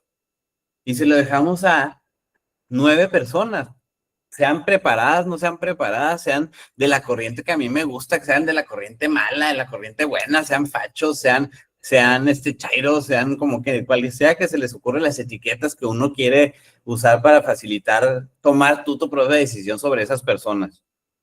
Pero al fin y al cabo, esas personas van a resentir al fin y al cabo el golpe y la crítica de sus decisiones. Yo me acuerdo, alguna vez fui justo en uno de estos de la caguama jurídica, una vez invitaron a un doctor argentino llamado Andrés Harfuch. Nosotros asociamos la justicia por jurados generalmente con los Estados Unidos.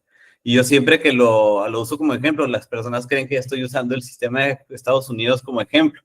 Pero en Argentina tienen el sistema de justicia por jurados y Andrés Harfuch nos explicaba la justificación, digamos, política de esta decisión, porque pues obviamente muchas personas de la carrera judicial de aquí en México, pues asustados, ¿no? De que cómo es posible, pues un jurado, cómo chingados va a saber cómo aplicar e interpretar el derecho, etcétera, etcétera. Y él decía, pues espérate, o sea, en este sistema es un trabajo conjunto donde decisiones procedimentales, hablando de Habermas, porque su ética es procedimental al fin y al cabo, lo técnico, lo que quieras, el conocimiento del derecho, el estudio de las reglas jurídicas, las hace el juez, pero la decisión fáctica, por ejemplo, la idea de condenar si es culpable o inocente a una persona, la hace el jurado. ¿Por qué? Porque al momento de que el pueblo, ¿no? Las personas vean esa decisión, ya no va a ser, digamos, algún güey raro en una tribuna que se ve medio teto, como dice Omar, ¿no? O alguna jueza, que identificada con alguna postura política, etcétera, etcétera. No sé, ¿no? El pueblo machista y que alguna vez la vieron con un con un pañolete verde, etcétera, ¿no? Así ya tienes una predisposición sobre estas personas, pero si los ves hacia un jurado, que tal vez tú te identificas, son personas comunes y corrientes, que ellos tomen la decisión, pues dice Harfuch, no García Harfuch, no es nuestro secretario de Seguridad Pública, sino el doctor Andrés Harfuch de Argentina, mitigaba un poco el golpe de esa decisión. Sí, le quitas racionalidad, le quitas un poco este logicismo, porque tal vez estas personas no imaginaron de manera perfecta la subsunción, etcétera, pero tomaron una decisión entre alternativas en ese ámbito de incertidumbre, en un proceso, digamos, ahora sí seguido jurídicamente, porque ahí sí un juez técnico, una jueza lo revisó, digamos, pero el último golpe, la decisión final, la decisión política, la que va a tener un eco en la sociedad, la va a tomar, en teoría, la misma sociedad a través de la figura de los jurados. Y mucha de la crítica que tiene García Amado, que él se adhiere al positivismo, no porque él crea, y eso lo pone hasta el final, su última lección, pues, es densa su justificación, pero su idea del positivismo lo está diciendo como que no crea que no exista alguna ley injusta, que las leyes no pueden ser injustas, pero ¿por qué le vamos a dar tanto poder a una persona, que es el juez o la jueza, para él decidir qué es lo justo e injusto respecto a normas positivas, ¿no? O sea, ¿por qué vamos a permitir al juez salirse del derecho positivo, y no tanto porque crea que el derecho positivo sea perfecto, sino porque, como pues dice la canción esta de Molotov, ya también un poquito ya problematizado, ¿no? Así, pero pues nada más haciendo referencia a esto, ¿no? Si le das más poder al poder, ¿no? O sea, si le das más, o sea, tal vez la idea del positivismo, como él la plantea actualmente, no es en tanto a creer que el sistema jurídico es perfecto, sino, oye, hay que amarrar tantito las manos del juez o de la jueza, ¿no? Hablando desde el juez de paz hasta el ministro de la Suprema Corte. Y no porque el legislador es racional, etcétera, pues el tema de argumentación parlamentaria es punto y aparte, ¿no? Y tiene sus críticas y sus aristas, y eso va hasta la propia crítica de la democracia liberal. Por ejemplo, mucho del texto de Carla Escoffier también va por ahí, ¿no? La crítica al propio derecho, de que nace de esta concepción de la democracia liberal, muy criticable, ¿no? O sea, ¿por qué mayorías, o por qué estas ideas de las mayorías, o personas que supuestamente representan mayorías, van a tomar también estas decisiones? Pero digo, esto es punto y aparte. Ahora, llevando esa crítica a que por qué una persona va a tomar esa última decisión. Adelante, Omar. Perdón. Justo dos temas, Andrés, con todo esto que dices, me parece, se puede resumir en una de las citas del texto. La página 209 tiene un pasaje contundente, creo que a mí me parece que le da a 209, y tiene que ver con esto último que mencionas justo, ¿no? Citando a esta autora muy reciente, en las relaciones de poder. Por eso creo que fue la mejor decisión que podemos metodológicamente haber tomado, las relaciones de poder del análisis crítico del discurso, para encontrar primero la moral constitucional, que es con la que cierra la última lección. Me parece así fascinante, así con todo ya, así, a ver, aplica aquí el ACD, aquí aplícalo, ¿no? ¿Por qué esos valores y no otros, ¿no? Decías, ahora lo vemos, la inclusión forzada. Mucho se debatió, por ejemplo, esto lo voy a poner un ejemplo, y por ahora tercera tesis, con lo de las cuotas, ¿no? O sea, la cuota de género, la cuota arcoíris. Si le ponemos más ironía, la cuota cyborg, ¿no? La cuota pro natura, o sea, la cuota pet friendly, o sea, en ese sentido se juega con esta misma discursividad del derecho, el poder, ¿no? O sea, cómo se legitima el poder en el derecho. Y esto creo que tiene mucha vigencia ahora, no solo en García Amado es español, 2023 no está muy lejos, pero si lo aplicamos al contexto nacional mexicano, creo que este parágrafo es contundente. O sea, la decisión, o sea, él nos desmitificando la decisión racional. Es estas categorías de análisis crítico del discurso, muy clásicas de la filosofía del derecho clásica, pero que ahora ya empiezan a tener otro sabor, ¿no? O sea, ya no tienen el mismo, al menos si la tropicalizamos hasta la locura, creo que no nos sirven de mucho, pues. O sea, creo que se tendrían, o sea, sí utilizarlas, estos análisis conceptuales, que es la herramienta, pero creo que con matices, ¿no? O sea, ese aspecto, esta crítica, y con esta frase, ¿no? La que viene está subrayada, ¿no? Con cursivitas de acá, la validez racional, las normas jurídicas y la legitimidad del poder que las promulga, o sea, la legitimidad del diálogo entre poderes. Esta idea la tomé del doctor Imer Flores del Instituto de Jurídicas, precisamente el diálogo entre poderes, ¿no? El legislativo, el ejecutivo y el judicial. O sea, cómo se legisla, o sea, cómo finalmente pasa de la ocurrencia legislativa a estar ya en el diario oficial de la Federación, ¿no? En ese aspecto, a estar diseñando políticas públicas o, no sé, políticas institucionales para sujetos obligados, un montón de largos, etcétera.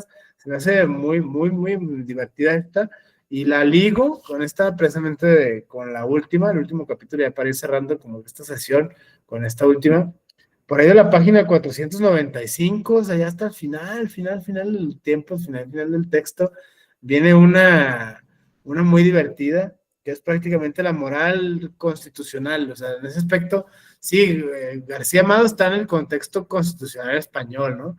Pero por antonomasia, pues es más o menos el mismo sistema continental. O sea, no es el common law, no es Alemania, no es la Alemania nazi de 1900, no es la Italia fascista de 2000 y tantos. O sea, es un contexto más local, ¿no? O sea, en ese sentido se puede inferir como los mismos problemas. O sea, prácticamente habla... Que hasta el artículo 31 de la Constitución Española habla igual de los impuestos, pues como en el nuestro, ¿no? 31 fracción cuarta. El calcado, ¿no? El legislativo, para quitarse de ondas, lo calcó. Es una tontería, inclusive 31, 33, pero bueno, ya adelante, perdón. Es interesante como, bueno, para citarla, esta reflexión viene de la moral constitucional, o sea, y es un argumento bien criticable de Ferrajoli, ¿no? El que más le critican, unos le reclaman, otros le critican mucho, el de las opiniones contramayoritarias, por ejemplo. Lo decía hace rato Mónica, ¿no? Con el tema de los indígenas, o sea, el tema de la Pachamama, lo decías tú, Andrés, entre líneas, ¿no? O sea, también es como estas nuevas tendencias legislativas que tienen más derechos humanos los perros, ¿no? Que todas las personas de mi colonia. O sea, en ese aspecto es muy interesante todas estas críticas discursivas excesivas que se están viendo, sobre todo en materia de derechos humanos, y pensarlos a la luz de los análisis críticos del discurso me parece una herramienta útil, porque, o sea, primero nadie lo dice, o sea, todo el mundo sigue en el mame kantiano, ¿no? O sea, entre más kantiano seas, y entre más universalista, y entre más pro ética seas, o sea, todo el mundo dice ética, pero no te dicen cuál ética. Ahí está el detalle. O sea, que no está malo tampoco ser cristiano ni ser kantiano, no hay pedo. Pero, o sea, el tema es cuando eso pasa como en el derecho constitucional, esa moral de la mayoría se pasa a ser como la norma máxima. O sea, y dejas de un solo plumazo vulnerable a una serie de grupos, ¿no? A una serie de realidades. Este tipo de fenómenos me hacen así muy, muy bonitos, sobre todo cuando son teorías de género. O sea, de repente levanta la mano el hombre trans, así o sea, la persona más interseccional que te imagines, levanta la mano y dice, oiga, momento, esto ya coquetea con el fascismo, ¿qué onda con la mayoría? Ya me parece, este problema resume todos los anteriores. El tema de la moral en el derecho, el tema del análisis crítico del discurso y de la hegemonía política y discursiva, o sea, y cómo esto pasa no a ser un prejuicio de una élite o de una clase, pasa a ser ciencia, ¿no? Esto pasa a ser la verdad histórica, esto pasa a ser la neta del planeta, y es donde precisamente radica la violencia epistémica, de estas sutilezas semánticas que vemos en el bonito mundo del derecho. Lo decías hace rato, Nicky, o sea, como el abogado promedio en México no tiene estas herramientas. O sea, nadie está obligado a lo imposible, pero creo que es una ventaja cualitativa y cuantitativa enorme. O sea, el hecho de preguntarse la verificabilidad de los discursos siempre. O sea, yo con esta idea cierro, o sea, porque prácticamente este es el tema. O sea, 495, 496, 498, página 500. O sea, justo prácticamente aquí está el problema de moral y justicia. O sea, esto se ve en temas de laicidad, esto se ve en temas de religión, esto se ve en temas de comunidades originarias. O sea, cuando la norma hegemónica entra en aparente o sí, ¿no? Fáctica contradicción con los marcos normativos. Me acuerdo de uno muy bueno, por ejemplo, aquí en México, la Nueva Jerusalén y el artículo 24 constitucional y el 40 constitucional. O sea, la obligatoriedad de respetar, por ejemplo, la máxima de creencias, incluso las de la Nueva Jerusalén. Pero el conflicto empezó en el tema político. De aquí no vamos a reconocer al gobierno michoacano, aquí reina la Nueva Jerusalén. O sea, era un conflicto divertidísimo de un caso, si quieren, ya viejo de México, pero pone de manifiesto este contraste axiológico y aquí radica el verdadero problema discursivo en la axiología. O sea, yo ahí la dejo, no sé qué opinan ustedes, Mónica, Nikki, Andrés. Pues yo, de mi parte, me quedo mucho con esta, o sea, con esta reflexión, especialmente esto de la última página, como la dicotomía, ¿no? Entre la moral y la justicia. Y pues, ¿cuál? Bueno, no la última página, sino esta última que repasé. Ay, perdón. Yo ya estaba buscando. Y cuál, o sea, y cuando entran en conflicto, ¿no? O sea, ¿cuál prevalecería desde el análisis que realiza este autor? Y bueno, más que yo sigo estudiando, creo que me da muchas herramientas también para, pues, analizar cuándo se está haciendo ciencia del derecho y cuándo se habla de ideologías, ¿no? De ideologías jurídicas, si queremos ponerle así. Sí, claro. Entonces sí, a mí me invita a eso, a seguir reflexionando desde una perspectiva tal vez no tan idealista o ideológica de lo justo o demás, o de lo moral o lo que sea, sino también desde la argumentación jurídica. Entonces sí, definitivo seguiré estudiando este autor en la posteridad. Muchas gracias, estuvo muy interesante.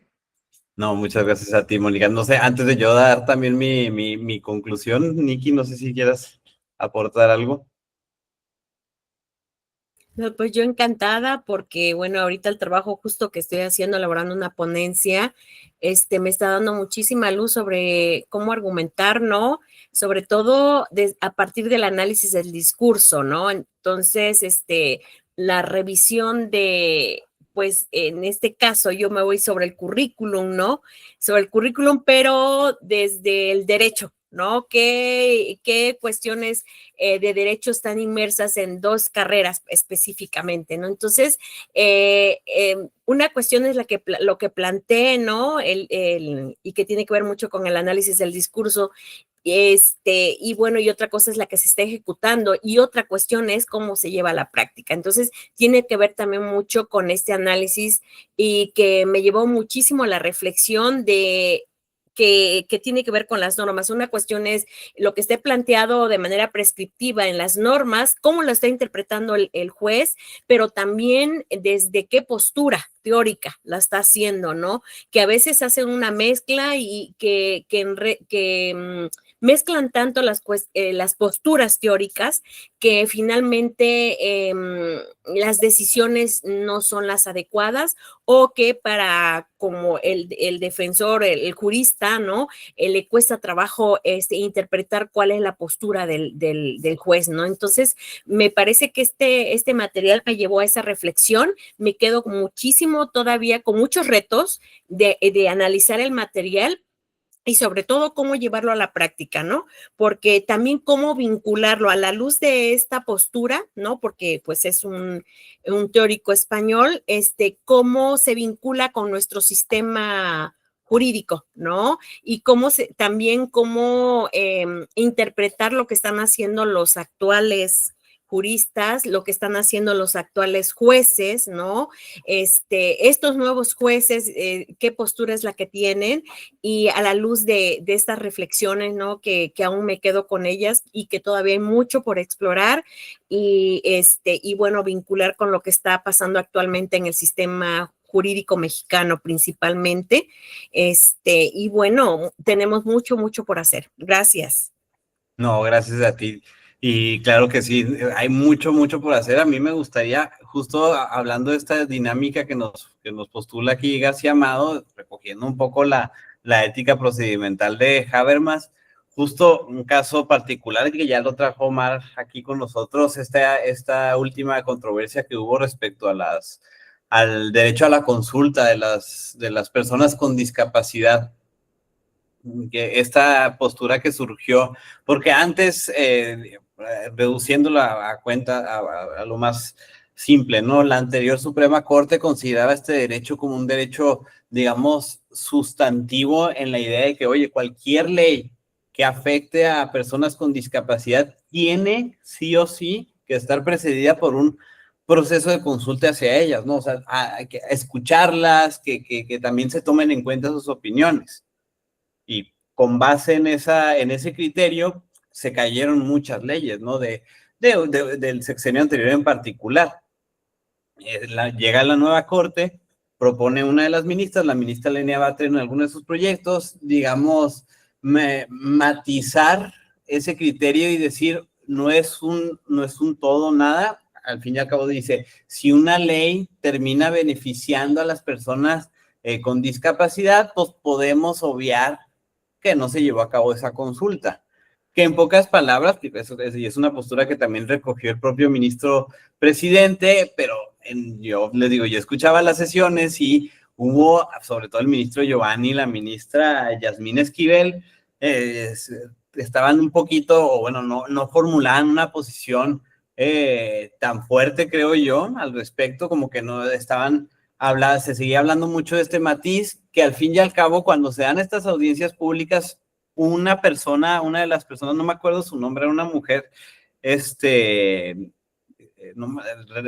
y no me acuerdo si fue en el primero o segundo día, se los dice de una manera muy clara a la ministra Lenia Batres y al ministro presidente porque ellos dicen que no era hacer un lado ese derecho, ¿no? Sino como que matizarlo y, oye, si al fin y al cabo la ley te beneficiaba, ¿por qué voy a tumbarla? Y esta persona dice, oye, ¿y eso que no es hacerle a un lado mi derecho? O sea, eso está reduciendo al derecho a la consulta a un mero formalismo que puede ser, digamos, convalidado si, entre comillas, la norma es beneficiosa a la persona. Pero ¿qué es esto? Al fin y al cabo es una postura moral, el decir que una norma es buena, beneficiosa o mala. Al fin y al cabo es una postura moral. ¿Y de dónde viene esa postura? Le decía a la persona con discapacidad, ustedes no saben lo que es vivir con una discapacidad. Ustedes no saben las dinámicas de las personas con discapacidad que tienen que vivir desde que nacieron o desde que, digamos, empezaron a estar en esa situación, pues, lo que vive un ciego. ¿Tú cómo vas a saber que una norma me beneficia si nunca has vivido de esa manera, si ni siquiera te tomaste la molestia de escucharme? Es la postura de esta persona, ¿no? Y tú dices que es buena, pero ¿por qué no pudo ser mejor? Y pudo ser mejor si nos hubieran escuchado. Son dos posturas totalmente diferentes y al fin y al cabo son morales, digamos, si jugándole o defendiendo la postura primera, quizás la idea es, oye, pues, ¿cómo fregados vamos a sacar leyes si para hacer cada ley vamos a tener que dedicarle 3, 4 años a hacer estas consultas, ¿no? Tal vez es también la idea de los ministros, oye, pues nunca vamos a poder sacar leyes en beneficio de estas personas con discapacidad si tenemos que abrir foros para cada una de estas leyes. Son dos posturas. Y como dice Nikki, sí subyace claramente alguna inclinación, no son al principio en las sesiones, les digo, cuando todavía no se generaba esa controversia, todavía no se levantaban o sea, no alzaron la voz las personas con discapacidad para que efectivamente se abrieran estas audiencias públicas, pero esas posturas se estaban tomando como una decisión de mera subsunción y además que se estaban pasando de lanza los de la corte anterior, ¿no? Los malos, ¿no? Sin decir si estuvieron, o sea, bien o mal, lo que sea, pero pues es, digamos, la esencia de ese discurso. Pero ya cuando escuchas a las demás personas, ahí digo, tal vez un poquito haciéndole el favorcito a la ética discursiva de Habermas, un poquito de favorcito, ¿no? Tal vez ahí abriéndole que sí, poquito, o sea, pues mira, si eres muy idealista, güey, pero pues, o sea, si usamos un poquito tu idea, pues podemos hacer mejores leyes, mejores normas, ¿no? Si podemos influenciarnos un poquito de Habermas, pues no es, quizás ver si lo podemos traer así al matiz de hegeliano, ¿no? Como dice Omar, a ver si se puede, si de plano son y si son si chocan de plano, pues no lo hacemos, pero pues sí podemos tener la idea de que tal vez en lo procedimental, más que en el punto final, o sea, el juez o la jueza, más bien en el procedimiento donde se pueden llegar en la manera más óptima, tal vez no es la mejor, digamos, a una norma más incluyente, más, entre comillas, buena, ¿no? Más justa o menos injusta. Y a mí me parece que aquí, o sea, la conclusión de García Mau, mucha de su metodología va en pro también de analizar o desnudar, ¿no? Este tipo de argumentaciones. Porque antes decías, pues el juez dijo que es injusto, pues ay, pues le creo, pues es juez, ¿no? Le sabe todo, él ya tiene mucha experiencia. Espérate, pues. O sea, que tú no conoces al juez, ¿no? Como decía Omar, oye, pues te ponen a analizar una ley antiaborto, si el juez es la persona más católica provida del mundo, pues también qué le estás pidiendo, ¿no? Pero bueno, esa es más manera de conclusión de mi texto. Yo sí a Omar, a Nicky y a Mónica las invito, obviamente con un ojo crítico. La verdad, es un autor súper, además de que, o sea, tiene muchísimos textos, nunca les van a faltar así textos de leer sobre él. También es una persona que es muy abierta en los foros. O sea, en YouTube pueden encontrar muchísimas de sus grabaciones, muchísimos de sus seminarios y gratis y completos, sus debates, etcétera. Y digamos, seguir enriqueciéndose de su postura, digo, y desde un ojo crítico, ¿no? No estoy diciendo así que, ay, pues, o sea, él tiene totalmente toda la razón, etcétera. A mí me convence en muchos aspectos, la verdad, o sea, confieso, tengo tal vez esa inclinación, tengo ese sesgo, pero sí las invito, sobre todo además, porque es una persona que expone bien sus ideas, ¿no? No es estos juristas que tal vez yo en lo personal vi en la escuela mucho que no se les entendían ni madres, ¿no? Y era su intención, que no se entendían ni madres lo que estaban diciendo. O sea, esconderse en digamos, en ese velo, ¿no? Así esotérico, ¿no? Es magia eso, y ellos nada más conocen los hechizos mágicos, ¿no? Adelante, Omar, ya con esa es mi conclusión. Gracias. Bueno, gracias, Mónica, gracias, Nicky y Andrés, por esta sesión. La próxima va a estar buenísima, no se la pueden perder. Marina Gascón Avellán. Este fue como el tema de, digamos, ¿cómo decirlo? La cuestión teórica fuerte, y Marina Gascón Avellán, o sea, esta escuela de Jordi Ferrer, todos estos manuales del razonamiento probatorio. Me gusta mucho esta, ¿no? ¿La verdad es verdad o la verdad jurídica? Es buenísimo el criterio de verdad. Tú lo sabrás mejor, Andrés, Mónica, Nicky, o sea, que tienen como experiencia en distintos ámbitos del derecho. La importancia de la teoría del caso y la importancia del razonamiento probatorio. O sea, no importa qué, no importa el cómo, ¿no? Esa es o sea, es así por maliciosa por antonomasia. Esta cuestión de por eso es que creo que tienen mala fama o buena fama el gremio de juristas, porque presenta la verdad material y la verdad formal, ¿no? O sea, en ese sentido, la teoría del caso en materia penal, en materia civil, o sea, narrar la situación que se va a debatir frente a la persona juzgadora.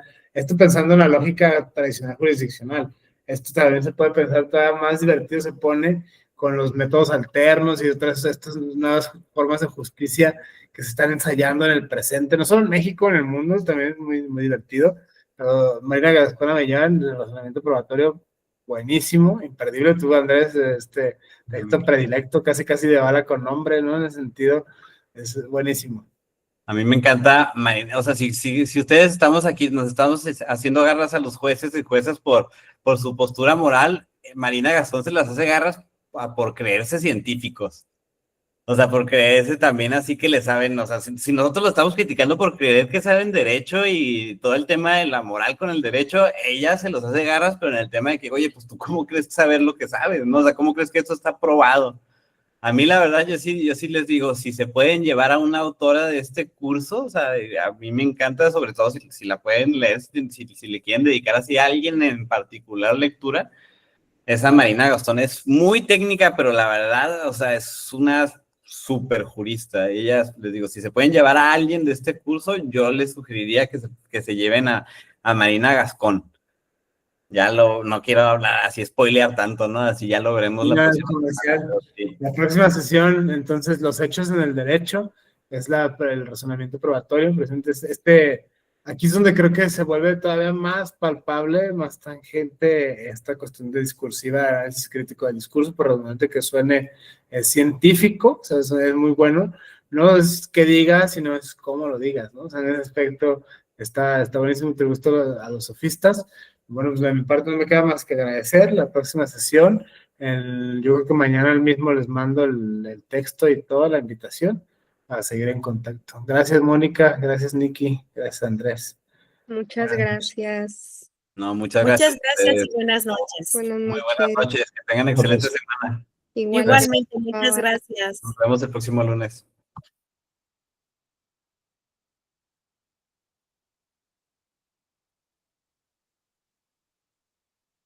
A ver, para la grabación.